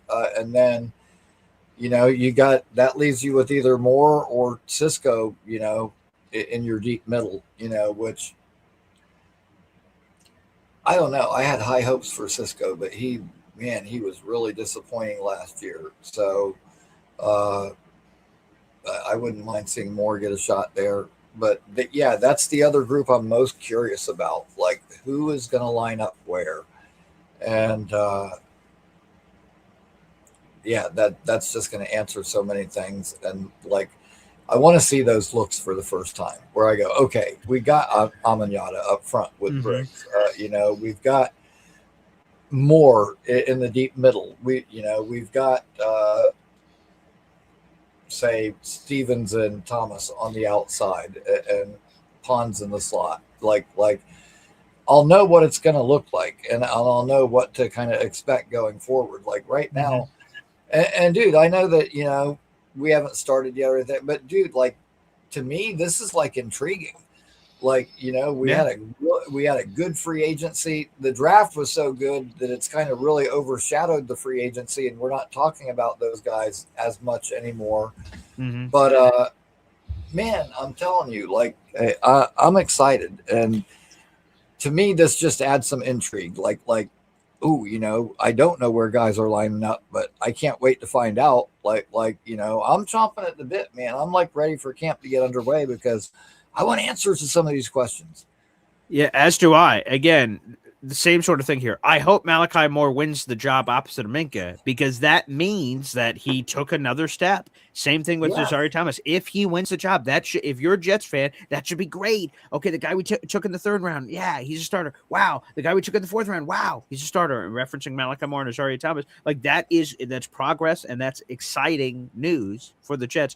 And Lou B saying Cisco is depth. Here's the thing, which is fascinating how this all worked out. Last year, Cisco was this intriguing free agent they took that was supposed to be the safety 1 of the team. Now there's a world where he's safety 4 on this same team. So he has quality experience. Again, I am someone who knew him personally here at Syracuse. I covered him. I've done interviews with Andre Cisco in the locker room before. I'm a huge fan of Andre Cisco. I won't lie. I've got bias there, but I thought he was the perfect player last year for the Jets. Where he thrived in college was as a center fielding ball hawk that had phenomenal instincts, great tape study, being in the right place at the right time, and he had 1 million picks in college. He had like 13 picks in college. And then in the NFL level, not as many, but he had like 8, but still a lot of picks. Hell, we had 0 last year. So I thought he was going to be the perfect fit. And he just didn't. He wasn't the ball hawk. Didn't get interceptions. Didn't get pass deflections. It was puzzling to me. But he came back, and we'll see if he gets his redemption. Obviously, coming up this season. All right, two more here. Linebacker. Demario Davis and Jamin Sherwood are the top two guys, obviously. But the question is, who is going to be three? And interestingly, Michael Nania has Michael Walker over Francisco Mauigoa, and he believes that Michael Walker will be the third starter slash. This is a guy that's the top backup. So, like in base sets, he'll be on the field altogether when you have the 4-3 set. However, if either of the two guys are compromised or they're, they need a breath. That's not like good. He has Michael Walker being the guy that would be getting those reps. Fascinating. I'm not really okay with that. Okay. I'm sorry. And I know it's clearly getting you pretty emotional here. Yeah. Yeah, man. I mean, if we're picking from the guys who are currently on the roster, which that's what we're doing, yep. But at the same time, I honestly believe that what's going to happen is we're going to get into camp and Darren Muji is going to sit down and look at himself and say what I just said. Wait a minute, I'm not okay with this. And he's going to bring somebody in. Bobby Okereke or somebody like that.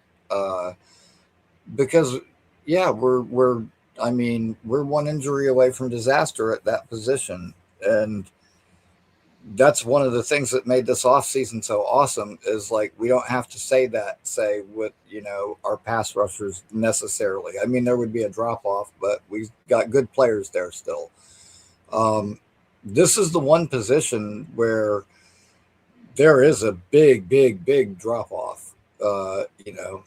If you're talking a Demario Davis to Michael Walker size drop off, yeah, I'm not okay with that. I'm just not. That's fair. I don't necessarily want to, overpay for Bobby Wagner, who's kind of at the end of his thing, even though he's still good. But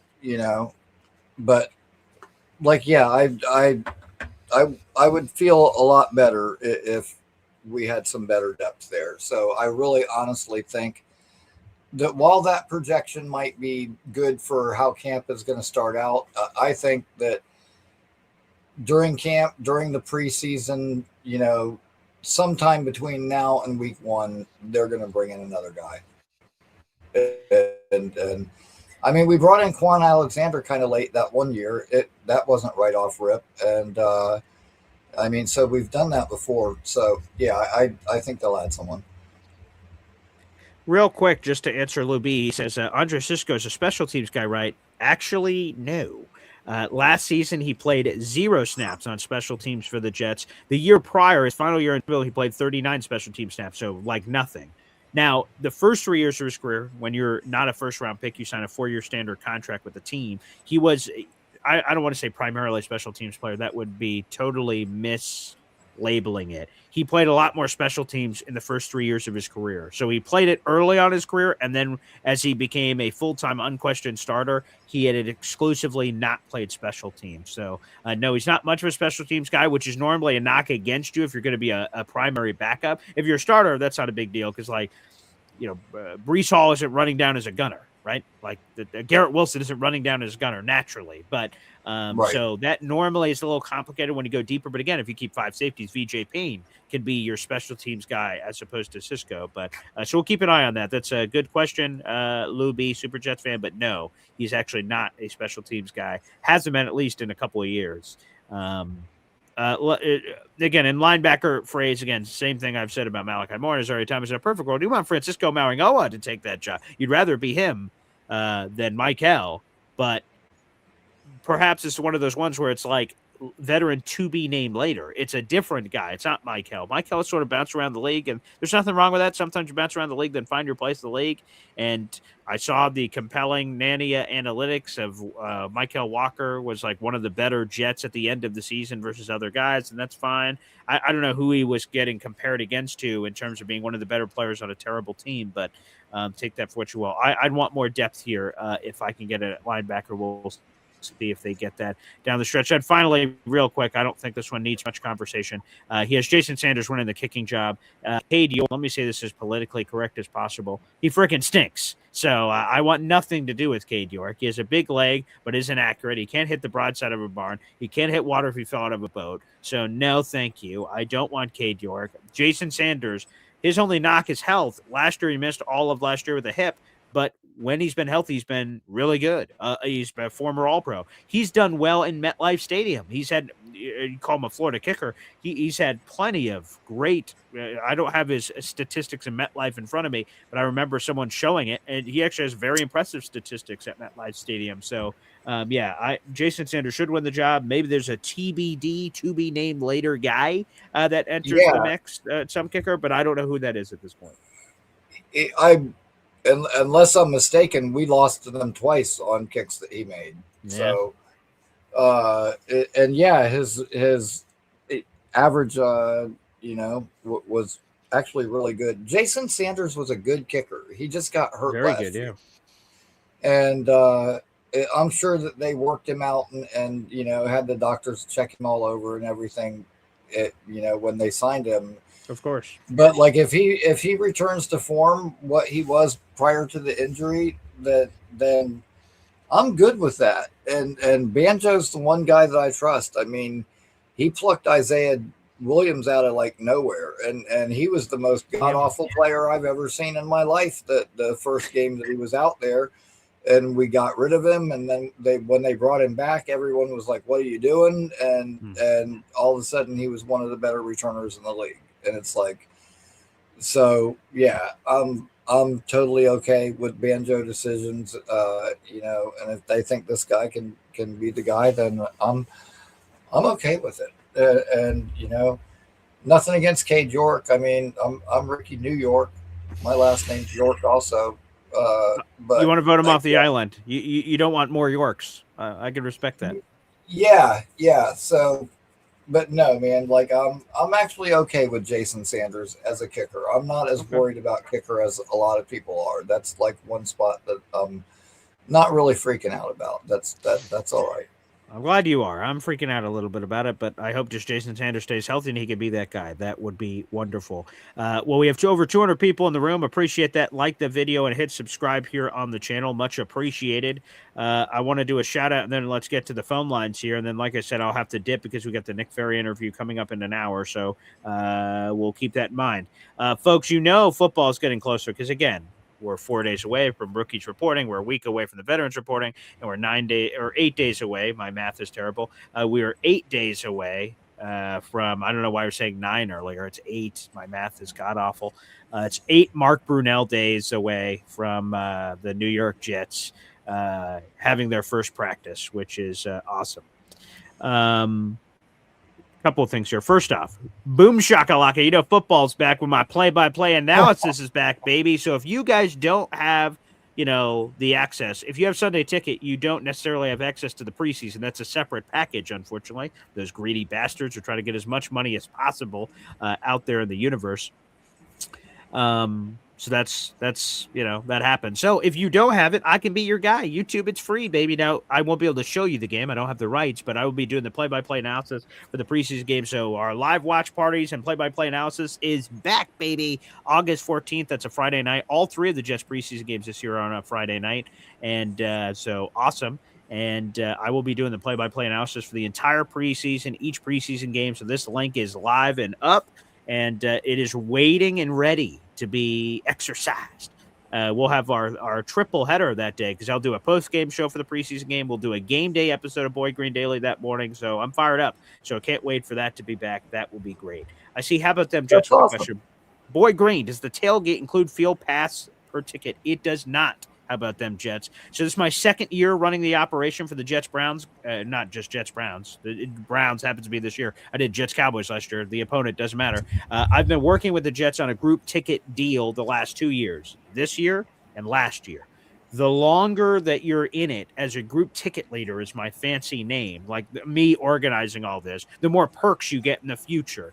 And one of those perks in the future hopefully, I hope one day, will be everyone that comes to my tailgate could get field access on the field. I have not built enough cachet for that to happen. I do have a few field access tickets, and I'm going to think about how to utilize them because, unfortunately, not everyone can get them. So I only have 10 tickets at my disposal. 2 of them we're giving away in a giveaway I'll talk about in a second. So I only have 8 tickets left, and there's 60, 70 people coming to this. So people are going to be disappointed. I'll let you guys know how I choose to disperse those. Maybe we'll raise some money for charity. My Pop's Wounded Warrior Project may be a way if someone wants it. Maybe you can donate a certain amount of money to his Wounded Warrior Project, and maybe that can be a way that I give away the field access tickets. So I'll let you guys know how I'm going to do it. But again, I have 10 total. 2 of them are going to a raffle giveaway, which you guys will have an opportunity for. And then 8 others I'm going to have to figure it out. Maybe it'll be for charity. I'm not sure. TBD. But no, it does not come with tailgate field passes. What it does come with, and 1 second, I haven't highlighted this in a while because we've been talking about the raffle, but I appreciate how about them Jets. You coming out here? Let me see. Let me scroll down. I have the old graphic image. It is. Here it is. All right, let me pull this up. Here we go. Boom shakalaka. Here's everything it includes, which I'll hide your comment real quick. How about them Jets? So the Boy Green and Woody tailgate experience is $300 per person. That gets you the tailgate pass before the game. You get all the food that's created by Chef Kevin Gilbert, which is delicious and phenomenal. It will have non-alcoholic drinks, so water and Gatorade. You can BYOB, you can bring your own beer, but we're not allowed to distribute alcohol. That's against the law. So unfortunately, we can't provide alcohol, but we have coolers, and if you bring alcohol, you can have them in the coolers and have them cold. So we'll provide that service for you, but we'll have waters and Gatorades available, so feel free. You have a ticket in our section in section 118. So that's part of your $300 package. And also there is a rally towel. I've not debuted what it looks like yet. They're being created right now. They're going to be shipped to my house. So if you get the full package through me and you're at the tailgate, you're at the game and everything, awesome. You will get a rally towel that has Jets, Browns, me and Woody and the whole experience. You can wave it during the game. It's a cool green rally towel that we got created, which is awesome. So yeah, it's super cool. So anywho, no, a field access ticket is not guaranteed if you buy a ticket. Again, I will have 8 to give away. If you really want one, you can reach out to me. And again, maybe we can raise money for my Pop's charity. Like you can make a donation and then you can get that one that way. But I only have 8 left because 2 of them were given away in this Jets Browns giveaway. So how about them Jets? Make sure you guys get them soon because soon we're going to sell out. And I'm not just talking about the raffle giveaway. That will end here at the end of July. But my selling of tickets will eventually end. So we only have it's like 30 tailgate tickets left. Once those sell out, I'm done. I won't have any more. So, folks, I wouldn't wait too much longer. Eventually, there's going to be a rush of tickets that people are just going to start buying them up, and I don't want you to miss out. So how about them Jets? Reach out to me via email, paul@esdenjr@gmail.com, or hit me up on any social media, Instagram, Facebook, Twitter. I check Instagram and Twitter more often, and I always check my emails. That's paul@esdenjr@gmail.com. How about them Jets? So jump on that. But speaking of the raffle real quick, because I see raffle tickets are being gifted, Ricky, 5 NC Green memberships. Ring the bell, baby, for NC Green. I don't know if I can see them on my end. Who got them? Okay, I will see if I can find it on my end here in a second. First, Kevin James. Kevin James! I just got 3 things to say. God bless our troops, God bless America, and gentlemen, start your engine! Congrats to NC Green. He now has a 5th raffle ticket based on his previous Super Chat combination. So congrats to NC Green. He is now in 3rd place, tied with Mahar Khalil, Mac Attack, who has 5 raffle tickets himself. So let's freaking go, NC Green. Congratulations, good sir. And let's read those 5 new members to the Boy Green Coffee Club. We'll see if I can read them here on my YouTube side. Not always the case. Sometimes YouTube gets a little crazy. So let me hit the refresh button and we'll get that. By the way, make sure you guys like the video. That's a free way to contribute to the show. And that never let that get overlooked here on the program. We only have 49 likes, but more than 49 people watching the show. So let's see if we can fix that. Yes, I see the 5 members here. So let me read them out.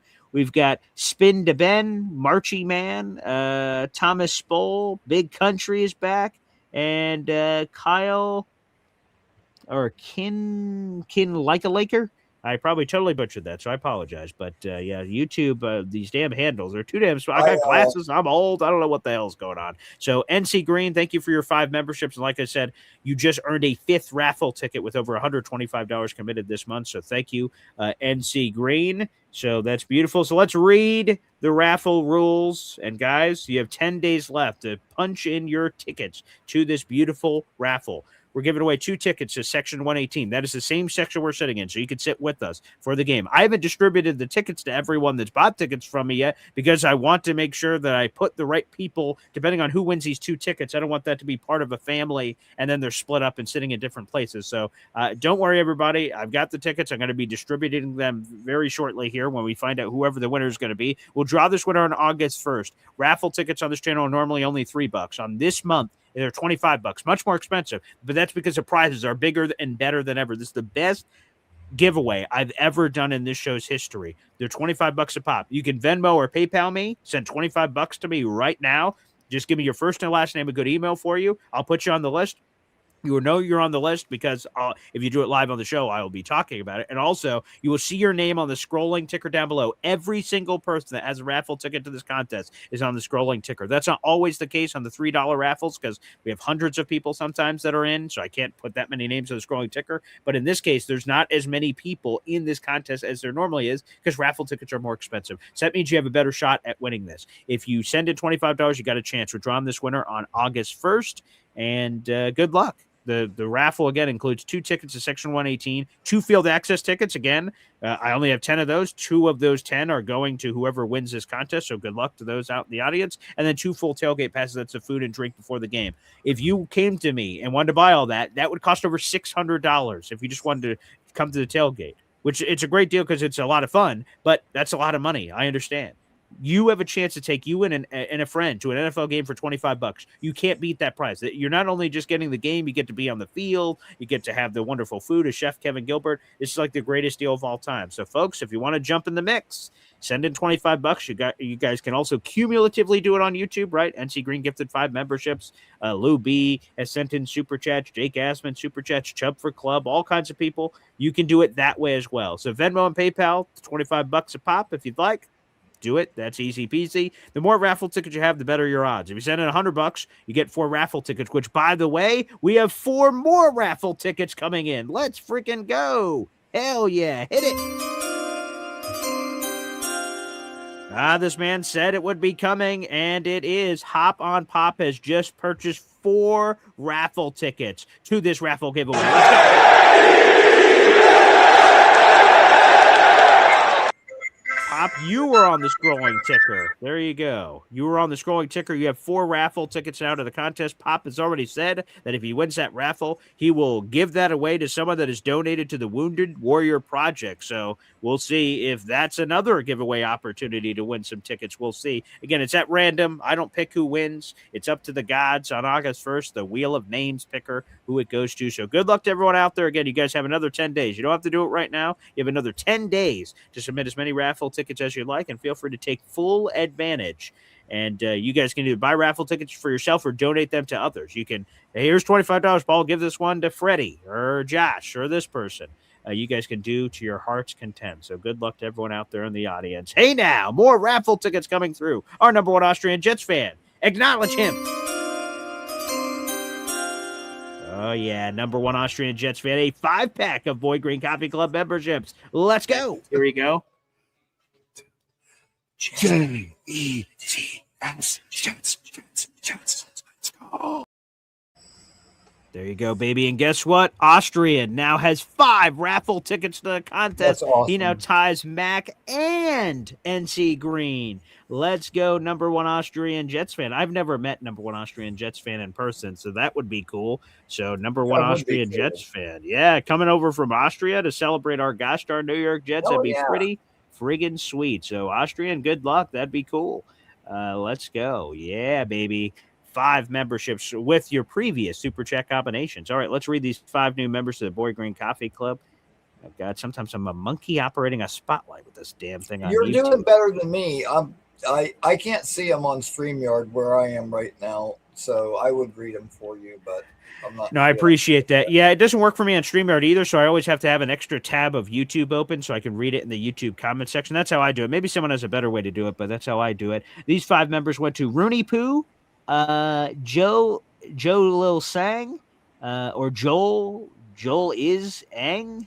Let's see. We've got M. Jaludi, Allison Tuckwab, and which welcome back, Allison, and guitarist. You're a member to the Boy Green Coffee Club. Let's go. Shout out to Austrian. There you go. There's my professional air guitaring happening there. So I appreciate everyone showing respect for that. Thank you very much. Dude, that is such an awesome deal. And I know the raffle tickets are a little bit more this time. Yes, sir. But, for the tickets and the field pass, like everything that you're giving away, that is such a good deal. And I know that I had said prior that I would be getting another raffle ticket.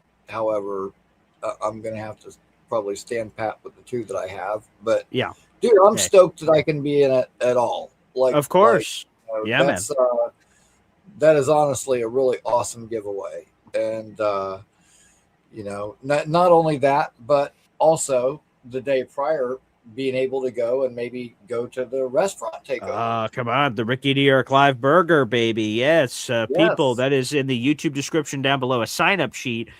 We are going to be taking over that weekend. The game is Sunday, October 11th. The night before, Saturday, October 10th, which is my beautiful fiance's birthday, we will be taking over the Cloverleaf Tavern in Caldwell, New Jersey. So if you're a Jets fan in the area, if you're a coffee club member, if you're a special club member, you don't have to be going to the game to be able to go to the event the night before. The event the night before is completely separate. Now, if you're in town already, you might as well go if you're coming to the game the next night, because it's a more lax atmosphere, number one. Number 2, I'm going to be doing free giveaways. You don't have to pay a dime. If you're there, you're in the raffle for that. Yep. Me and my pop are going to be doing some free giveaways. We did some autographed Jets merch last year. Just gave it out to random tables. We did some, I can't even remember however we picked it, flipped a coin or did some spinning wheel or something, figured out whoever the hell's going to win. So, we're going to be doing some free giveaways. So if anyone's there, you will have an opportunity. The only thing, no cover charge, the only thing you have to pay for is if you buy any food or drink that night, you will be responsible for you / your family / your friends table,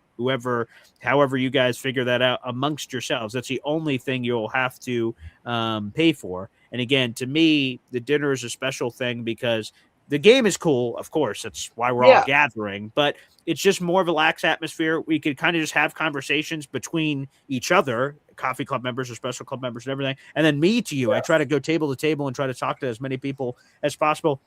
And just have real chats about family, life, jobs, all kinds of things. It's super cool. It's like I said, it's a perfect balance. Shout out to Hop on Pop. It was his idea to even do this last year, and it was such a resounding event and good support for Chef Kevin Gilbert's restaurant, and I love that. And like I said, we get to do some charity stuff. Like, it was awesome. And so hopefully it's just as awesome this year. So I can't wait to meet so many other of you out there. Again, if you want to go to that event, there's a sign-up sheet. It's for free, but I just want to know who's coming. There can only be 56 people in the upstairs room, and I believe we're over 40 plus right now. So we're running out of spots there. But if you're above the 56 number, we'll just put you in other parts of the restaurant. And you'll sort of have to mingle up and down the stairs to come in, and we'll try to work that out with Chef. But yes, folks, make sure you guys do that. All right, let's open up the phone lines here. We'll have them open for a little bit, and then I got a dash because we got a Nick Ferry interview coming up on the channel that'll be coming here shortly. Let's do a quick half time out. More Boy Green and Ricky coming up after this. 1, 2, 3.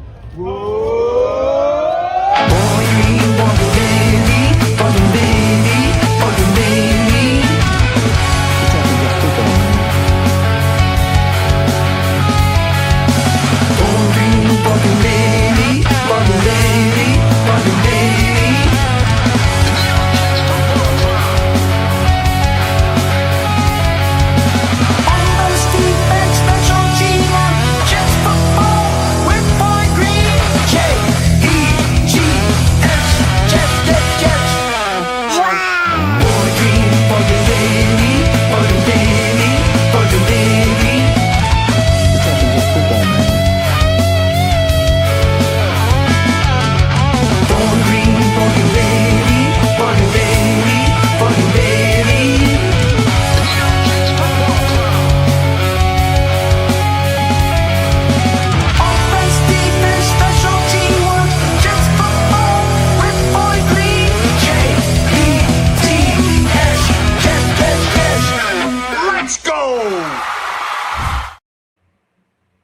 Welcome back to Boy Green Daily, a daily New York Jets video show, also available wherever you get your podcasts. I am your humble host, Paul Esden Jr. Appreciate it. We do a daily New York Jets video show here on the program, which, by the way, phone lines are open. That's a pinned comment on youtube.com/boygreen25. We stream live on Facebook, YouTube, and Twitter. If you'd like to call in, of course, YouTube is the place to do it. If you're listening on the audio-only version of this podcast, so I appreciate you just listening to the show and consuming it, no matter what way you guys prefer out there in the audience. So thank you, and thank you kindly. It is probably time to make this announcement official, folks. So your boy, as we have a few phone calls here in a second that we'll get to, is I am blessed that I will be indirectly working with the Buffalo Bills through my radio station. That job starts in the first week of August.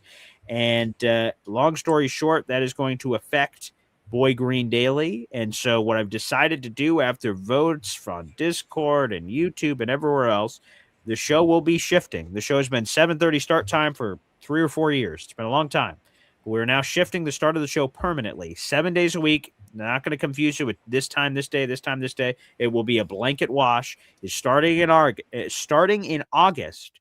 Okay, that first week of August. The time of Boy Green Daily will now be 7 a.m. Eastern time every day. If you listen on demand later, it shouldn't affect you. If you listen to the audio-only version, that shouldn't affect you. But for the people that tune in live, we will go to 7 a.m. Eastern time. That will provide me enough time. Long story short, One Bills Live, the show that I'll be working with, is 10 to 12. The radio station requires me to be there at 9:30 to set up.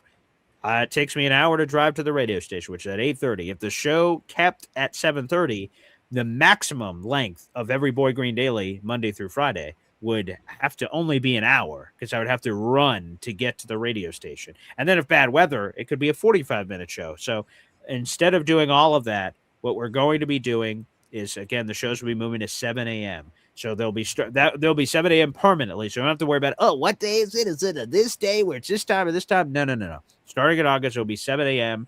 carte blanche the entire time. And that will guarantee that every day I can give you guys at least an hour, and most of the times a little bit more. So it could be an hour 15, hour 20. We'll see what the weather or traffic situation presents. May have me dipping. But folks, the weekends will still be longer shows. They'll also be starting at 7 a.m.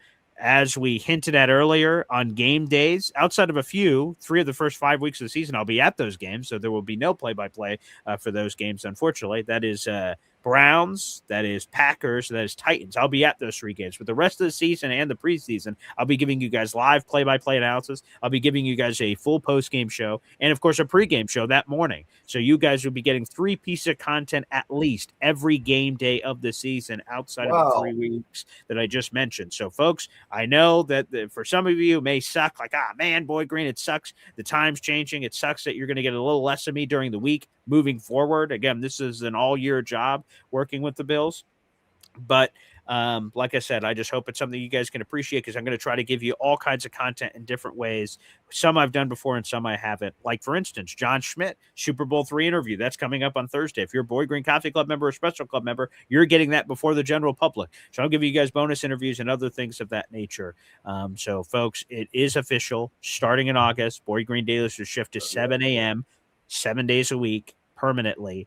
And I think that's the best choice for my family. I think that's the best choice to give you guys as much content as possible and the best version of the content where I don't cheap street you out. And before we go to the phone lines, I see Hop on Pop is in the chat saying, hey, now. I want to give another shout out to Hop on Pop. We have raised over $1,200 for the Wounded Warrior Project so far, which is, again, I can't say how much that is meaningful to my family. And hell, the money may have increased beyond that because I haven't talked to my pop about the latest Wounded Warrior Project things. I talked to him a few days ago, so it may have changed based on the money you guys have already sent in. But yes, Hop on Pop, Wounded Warrior 50-50 raffle. 50% of the proceeds goes to Wounded Warrior Project. Again, our men and women in the armed forces are what makes it possible for us to even be doing this show right now. And I have a deep respect and admiration for the men and women in our armed forces, wherever that is, whether it's the Navy, the Marines, the Air Force, the Army, all of them and above, the Marines, everybody, all and above. And we want to help raise money for them. This is our second year doing this. Last year, raised over $2,000 for charity. And this year, we're trying to do even more. Hell, we're already at 1,200 plus. Who knows what more we can do? And this will be going all the way through our event in October. So we have a few more months to raise even more money. If you want to send donations, please do it exclusively to my father. It's his Venmo and PayPal at this handle. It's the same at both, whether it's Venmo or PayPal, at HopOnPop22, HOPONPOP digits 22. Any amount is helpful. So from $1 to $50, $10, $20, $100, whatever you guys can do out in the audience will help us raise the overall amount of money. So please, let's try to do this. And any help you guys can contribute out there in the audience, like I said, is very meaningful. If for some reason you don't have Venmo or PayPal and someone didn't, they said, hey, can I Zelle you, Paul? Yes. Work that out with me separately because I want to make sure I want to be fully transparent. I want the money to go where it's supposed to go. If it goes to my pop, it's obviously for the Wounded Warrior raffle. If you send it to me, unless you put a note with it, I won't know what it's for. So please reach out to me separately. If for some reason you don't have Venmo or PayPal, we'll make sure we make that happen for pop. I see we have IzzyJet732 here on the chat. Let's go, Jets. Keep up the good work, BG. Listen every day. Let's go, Izzy. Izzy. Oi, oi, oi. Izzy, I've seen, has given a lot of raffle tickets so much already to the contest. So Izzy is completely in the running here, which is awesome. Already $100 committed, which is great. Whoa! Another $100. Good Lord, we've just hit the double. Izzy Jet 732 just sent in a freaking $100 super chat. Whoa! Wow! Oh my goodness! Holy crap! That's amazing, Izzy. It's Jets, Jets. I love Fireman Ed too. Izzy Jet 732 just hit 100. Who for a fly?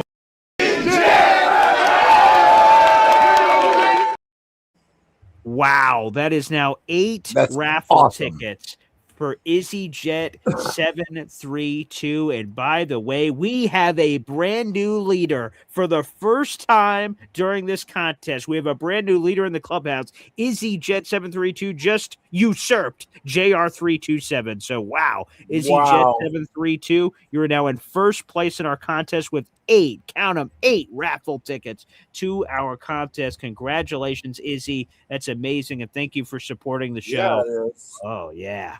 Izzy coming in hot. Oh, hell yeah. Izzy. Oi, oi, oi. Let's go, Izzy. Izzy and the hizzy. That's what I'm talking about, baby. Oh, yeah. And Izzy, by the way, saying great deal for that raffle. Thank you, Izzy, for saying that. Thank you. That is awesome. And you are firmly in the running. Again, we'll be drawing that winner coming up on August 1st, baby. Izzy, you have as great a shot as anyone. As a matter of fact, you have a better shot than anyone based on your raffle tickets. That is terrific. All right, let's go to the phone lines, baby. We got good vibes. Electricity is in the air. Oh, I know who to go to. It's Hep, baby. Hey, Ricky. Hey, Paul. Hey, fellas. Hey, Sharon. You know what? 7 o'clock. That's it's still on the 7:30. It still sounds good. 7 in the o'clock. Neighborhood. Yeah. You're gonna have to leave yourself. You never know. You don't want to show up to work if you have to get there in an hour. You don't want to be there you got to be there. What it is, if you're not 10 minutes early, you're late. 100%. I was raised in a military household. My grandpa was just like this. To be early or to be on time is to be early. To be on time is to be late, and to be late is unacceptable. That they pounded that in my brain my entire life, especially for a new job. It's still at the same radio station, but to do a new job and them to trust me with this job, to ever be late to me would be unacceptable. I would. They're entrusting me with this new opportunity, which is huge for my family, and so 100%. So yeah, it'll be a new trial period. Obviously, it's going to be starting in August, and I'll get to sort of just give it a whirl. And I got to make sure I'll be extra cautious the first couple of times and see, okay, cool. Here's what I can get away with. Here's how much time I need. And again, especially for special scenarios like weather or traffic or anything in town. Yeah. I guess Bob Lederer will have to get a nap in the day. Oh my gosh. Yeah. I was telling Bob, I think I told Bob, oh boy, I'm going to have to make sure I tell Bob because that's coming up soon. But it'll be a way shorter show than normal because me and Bob, I mean, we've done some of those shows for 3 or 4 hours before. So obviously that will no longer be possible. in August. So yeah, I'll work with Bob. And like I said, some of these, the cool thing is let's see, let's try to think of my schedule. So, all right, so Boy Green Daily, One Bills Live, Manchild Show, Jets articles, social media. Okay, I'll figure out however it's going to work. Anywho, I like what I was trying to do in my brain, but that was actually very terrible. Now that I said everything out loud, I don't know how all that's going to fit. But like a John Schmidt interview, like when I get back and I have like a pocket of time to do it for like an hour and a half or something, like that, it has its time. So we'll figure it all out. Yeah, I think that Easy mentioned something that Ryan does. He has like a 2-minute timer. Yes. And that might work well with the callers. This way, if yeah, you get I wanted to ask you about that, Hep, because Mhm. Easy had that idea. I'm like, oh, that's interesting. And then some people liked it, some people didn't. Like, I understand Easy's overall point is like, now everyone's on the same playing field. Now they don't have to use their full timer. If they just have something quick to say, they can say and get out. But like, everyone's on the same playing field now. No one gets extra favoritism or something. And then I've heard some other callers go like, like I sometimes like when you have a fun back and forth for a while with the caller. So where are you at with it all, Hep? Well, I think the 2 minutes is good. I'm always really respectful of that. Usually myself, I come Of in course, and say what I have to definitely, say yeah. about, and I think you might have a little. It might be able to curtail some of the extended versions that go on for a while, Yeah. And then you could always call an audible if something's really rolling good and it's a good. Then you give it some lead. Oh, okay. You let it Yeah. go, but for Yeah. the overall, maybe. And he has a funny thing, Ryan. He has a thing where like it's like a duck or something, and like after your 2 minutes are up, you're like, get out of here, and it's like it shoots the duck out or something like that. Right. I love that. Yeah, that's a good idea. It's clever. So I was thinking about Sadiq, what you said, and I think Sadiq is going to be okay. He's a young guy. Right. He's a young pup. He's going to come back. He's a really smart kid too. And it's all going to be about the mismatch, I think. Even if they put him, like I said, in the I formation, put him on the up back, then he goes left or right, then it's like, oh shit, where's he going? Where's he going? And then, then you could have Mason Terrell just peel off. Whatever it is, he could block. He could, the odds of it's about the mismatch, and these guys really don't have a lot of. Okay, let's work them out. Let's bring them along. They don't have it. I mean, let's face it. Glenn is prove it now or you're out the door. So I think all the cards, it's going to be on the table. He's got to have to play all his cards, and so I think you're going to see more of Sadiq, and it's going to be a really good surprise. And I think we're going to see offense this year. Woo! We're going to see scoring points. It's going to be yes, actual points. Right. Hep, someone asked that it was Johnny Boy. He said, all right, here's a question. And I don't think I've ever answered a question faster in my life. He's like, hey, Paul, if I could guarantee one of these two things, what would you want? He goes, a top 10 offense. I want top 10 offense. He's like, I didn't even give you the other choice yet. And I'm like, okay, give me the other choice. Top 10 offense or top 10 defense? I'm like, top 10 offense, dude. Oh, like, man, come on. man. Like, that is easy peasy lemon squeezy. Top 10 offense all day. Yeah, did we just do that top 10 defense thing? And where did that get us? Yeah, that's true. Nowhere. Right? Like 2023, right? We had that great defense before Aaron Rodgers' body imploded. Like, we had an awesome defense. What did that mean? 5 freaking wins. Or however many wins. 5 wins was the 2024 year. So maybe it was 7 in 2023. I don't even remember. But it just, or 6 or something. Like, it sucked. Whatever it was, it sucked. Like, it wasn't good enough. So, yeah, we've been there, done that. Yeah.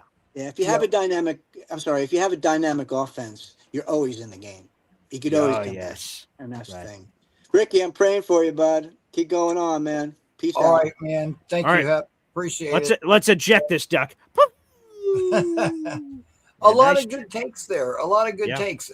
And you know what? I was thinking myself, like, as you were talking about that, like, you know what? During the week, since I co-host with you on Tuesday, I don't need to call in during the week. I can call in on the weekend when it's a little bit longer. Yes, but true. just thinking, you know what? You could have the 2-minute timer during the week when, the time is more limited, and then on the weekend not have a timer when you can go a little bit longer. Yeah. And I would probably do it like that, But I like that. I see there's another idea in here. Let me get to this. Who is it? Helping them just. He says, hey, BG, your coffee club members can get 5 minutes thinking outside the box. That's a cool idea. So, right, like a normal person that calls in that's not a member, You get 2 minutes or whatever the time is, and then a coffee club member or a special club member gets longer. Yeah, It's that like could double, be. yeah. That'd be another perk to people joining the membership. I like that. How about There them, you Jets? go. Yeah, that That's a great works. idea. Okay. Let Awesome. me put that down, a timer. Okay, and then longer for members. Okay. Good ideas. Okay, I like it. Very good ideas. Okay, all right, very nice. Yeah, and Luby thought it was funny that EZ was the one who wants a timer installed for college. That's well, I'll leave that ball as it lies. Luby asks, Boy Green, do the Jets have the same position the Bills do? Again, this job I will be doing is a producer for this show called One Bills Live. It's their in-house media production show that they do where they have players on the show, they have media members on the show, like Dan Orlovsky's been on that show, Adam Schefter's been on that show, random Bills players are on that show. It's just an in-house production of like a talk show about the Bills from the Bills people that work in the building. It's cool. And Luby's asking, do the Jets have the same position? They do not. The Jets do not do a show every day. But I will tell you this, Luby. I'll tell you this, okay? Between me and you and apparently the thousands and thousands of people that are watching around the world, I have a call scheduled. Now, I don't want people to blow this up and make this something bigger. It's just a favor to me. There is someone who works with the Jets that I'm trying to get on a call with this week because I want to talk about my career. And I want to see what, and this is something initiated by me that I've been talking to this Jets person about behind the scenes. And I just want to have an honest conversation about, here's my resume. What do you believe it's missing, if anything, for me to eventually work for the Jets? Because that's my dream job. I want to work for the Jets. And again, Lou B, great point.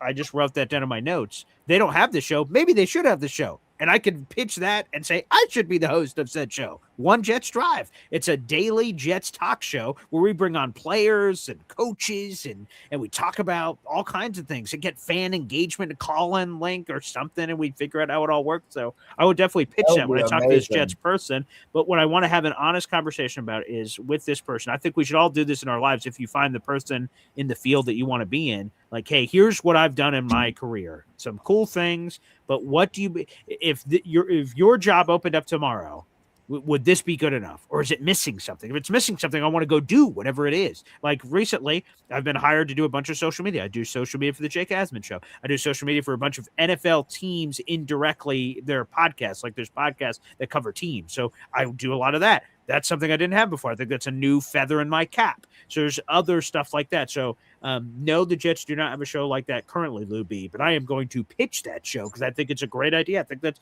Jet fans love Jets content. And to have that kind of content where you'd have exclusive player interactions and coaches interactions, and I'd be all about it. So, yes, that would be super cool. Super cool. That's amazing, man. That would be really cool. So I will report back to you guys. Again, I don't think this is leading to an immediate job. Yes, you have exactly what we need right now. You're hired. I don't anticipate that Cinderella moment is about to happen, but I do want to have an honest conversation about my career and see what's missing and, what I can do to fill it. So I am ready because these jobs with the Jets do not open often. And what I'm looking for is part of the digital content creating team. I'm not just trying to be a random ticket rep or something. Like I want to work for the Jets media department. I want to help them behind the scenes. I want to help them on scenes. I want to do it all. So yeah, that's going to be pretty cool. Luby asks, LOL, what is Boy Green going to wear to work during this Bills job? Now let me make this perfectly and transparently clear. I'm going to dress up. I have a million Jets polos in that closet. I don't normally wear polos on these Boy Green days. I used to do it back in the day, but for whatever reason, I don't wear them too often here on the show. Sometimes I do for big interviews or something. But I'm going to step up, dress what the job you want. So I'm going to be wearing like Jets polos and nicer Jets stuff I have, not just random Jets t-shirts, like nicer Jets polos. I have some other more professional Jet stuff from the team that I've purchased over the years. That's the kind of stuff I wear, but I don't have to wear any Bills. There's going to be more Bills in the room, the studio. They're dressing up as Bills because now we're part of the radio affiliate. So more Buffalo Bills crap will be around me, but not on my body. Hell no. I'm wearing my Jet stuff. So no questions, Luby. I'll take pictures so you guys can see it and confirm. I'll be like first day at the new Bills job, but jet it up and you guys will be able to see it. So Luby, no question about attire. That won't be necessary. Okay. Let's go to this. Let's go to Rickastar. Boy Green, sorry off topic, but what do you use to make your thumbnails? They have been on point. So Rickastar, I'd love to know a follow-up question of which one specifically you're talking about. For instance, I believe I have the one from today's show. Let me pull this up. And then I have one for another. So here is the one from today's show, and then I'll show you like other. So this one, I'll throw this up. This is from today. This is today's thumbnail, and it is Isaiah Davis and Azareye'h Thomas in his old number. Now that I'm realizing that, I should have got him in his more current number, but that's neither here nor there. Okay. So I try to do it for consistency. So this green Jets background with the faded Jets logo and then my Boy Green logo in the corner. I just try to, hey, here's my stamp. This is what Boy Green Daily looks like. These are Boy Green Daily shows. These are Boy Green Daily interviews. And so I use a Canva material to strip backgrounds off of photos, and it's almost like Photoshop. So I get rid of the backgrounds. Obviously, Isaiah Davis, and Azareye'h Thomas, I just combine them, are like on the field. They're doing something, and I strip away the background. There's a thing on Canva that allows you to do that, and then I plot players that I'm talking about on the show. That's basically the simplest way, if this is what you're talking about. So this is custom ones I build out in Canva. Another one I do, and I make some cool ones for like when I cut up clips for my show, I use AI.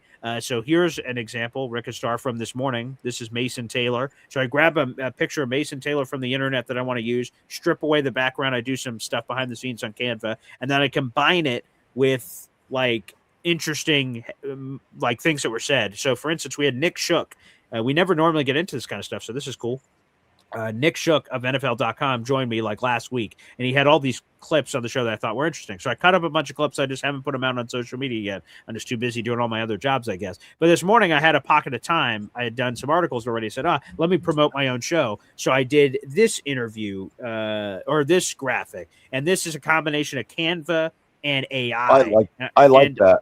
I just think it pops. So like Jets can create nightmares for defenses was sort of the quote that Nick Shook gave on the show. Combine that with his comment off of Mason Taylor, and I've made those. So if that's the one you're talking about, that's a combination of AI and this. I don't use that for all my videos. I use it for like clips or MC Show digital interviews that are on both channels. I'll make it for that, so you guys can see there's a line of delineation between the types of content that I'm producing. But this one I use a combination of AI and Canva. So I'm not sure if that's the ones you're referencing, Rick Star, but definitely let me know.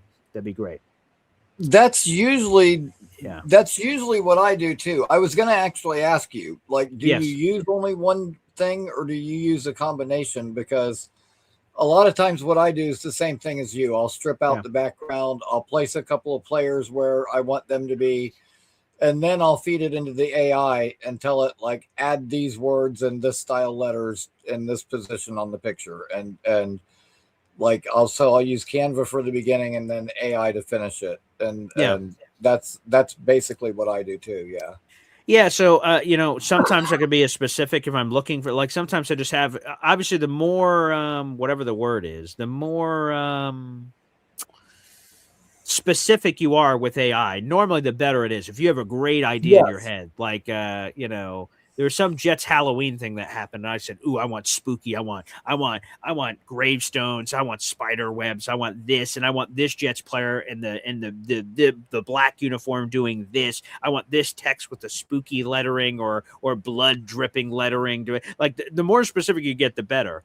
For this one in particular, actually, this one was actually super simple. I had the text in my head. So, hey, I want a YouTube thumbnail graphic with this type of text saying these series of words, use this player image that I cropped and created in Canva, and then slap it together for me. And they do, and bing, boom, bam, pow, fresh out of the oven, this puppy comes out. So Rick Star is talking about this one. And thank you so much for saying they're on point. Like I said, AI is an incredible tool. It can help, put a lot of this together. And again, for me, where I've got a lot of things going on, I want it to look as professional as possible. So again, it takes some of my prior Photoshop editing skills and Canva mixed in with Canva stuff. I'll be honest, all that is self-taught. I never took. I didn't get to do graphic design in college, so this was all self-taught stuff I've done in the past. But shout out to the AI overlord for making me look even better. Isn't that the best, man? When you do it yourself and you know that you made it and it's cool like that. Yeah. Which that thumbnail you just had up there looks terrific, by the way. Yeah, thank you. That looks great. Yeah, so I'm hoping to crank out more of that in the future. So that'd be great. So thank you. Like I said, I use it for the MC Show digital stuff, which again, I'm going to be doing that Nick Ferry interview here in a few minutes. And then so there will be another AI version there. So I don't try to overuse it, but I use it in the levels and layers that I do. So we will. I see we have a super chat from Lou B, Super Jets fan here on the show. He has a suggestion for attire. Hit it, people in the back. Wow.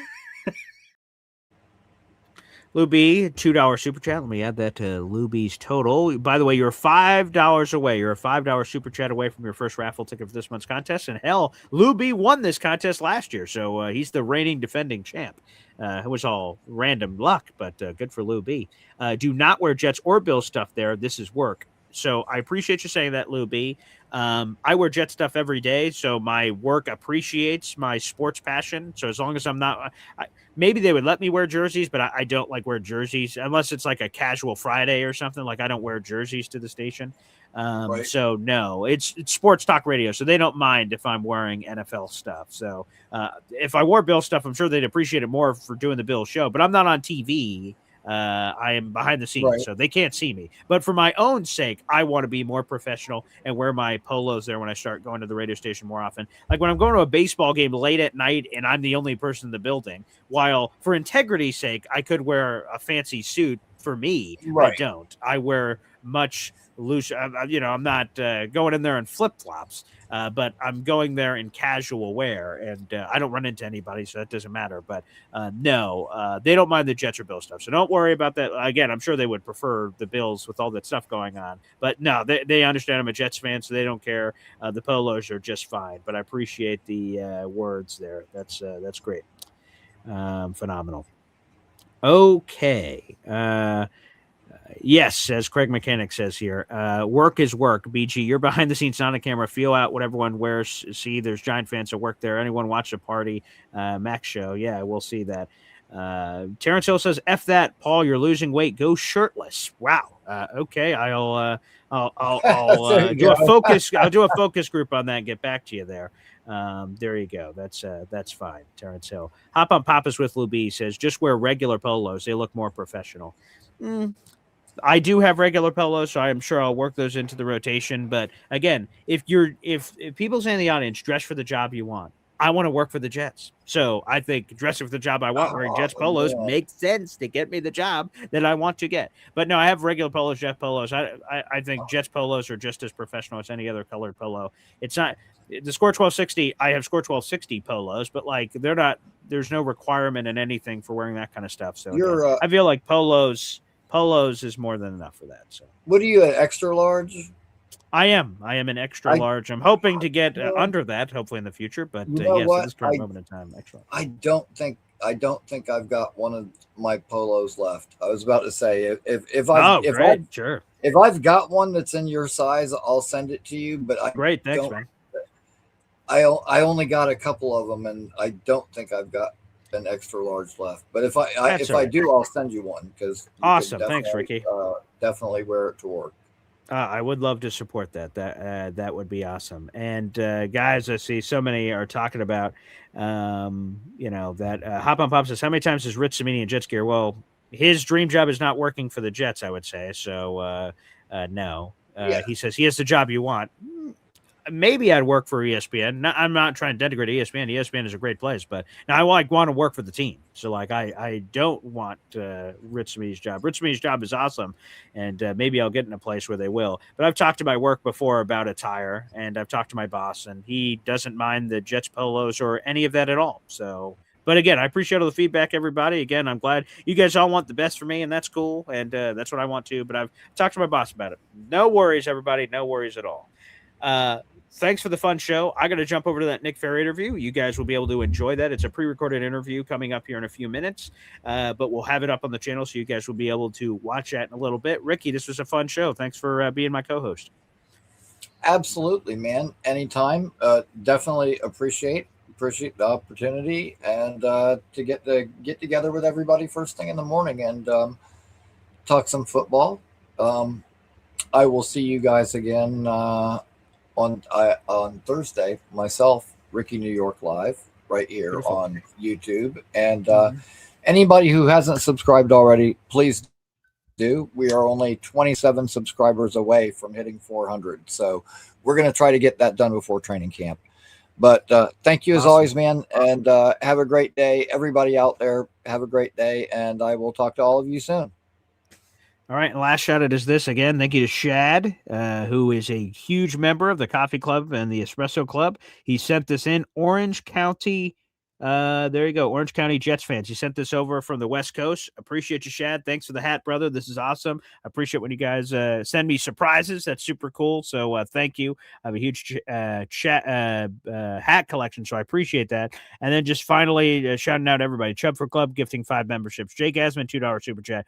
Lou B with multiple $2 super chats. NC Green gifting 5 memberships. Austrian gifting 5 memberships. And $100 super chat from Izzy Jet 732. Appreciate you guys, and good luck to everyone in the contest. Again, we're going to be drawing this winner on Saturday, August 1st. So, hey now, can't wait for that. All right, everybody, God bless. We'll see you. Take care, and peace.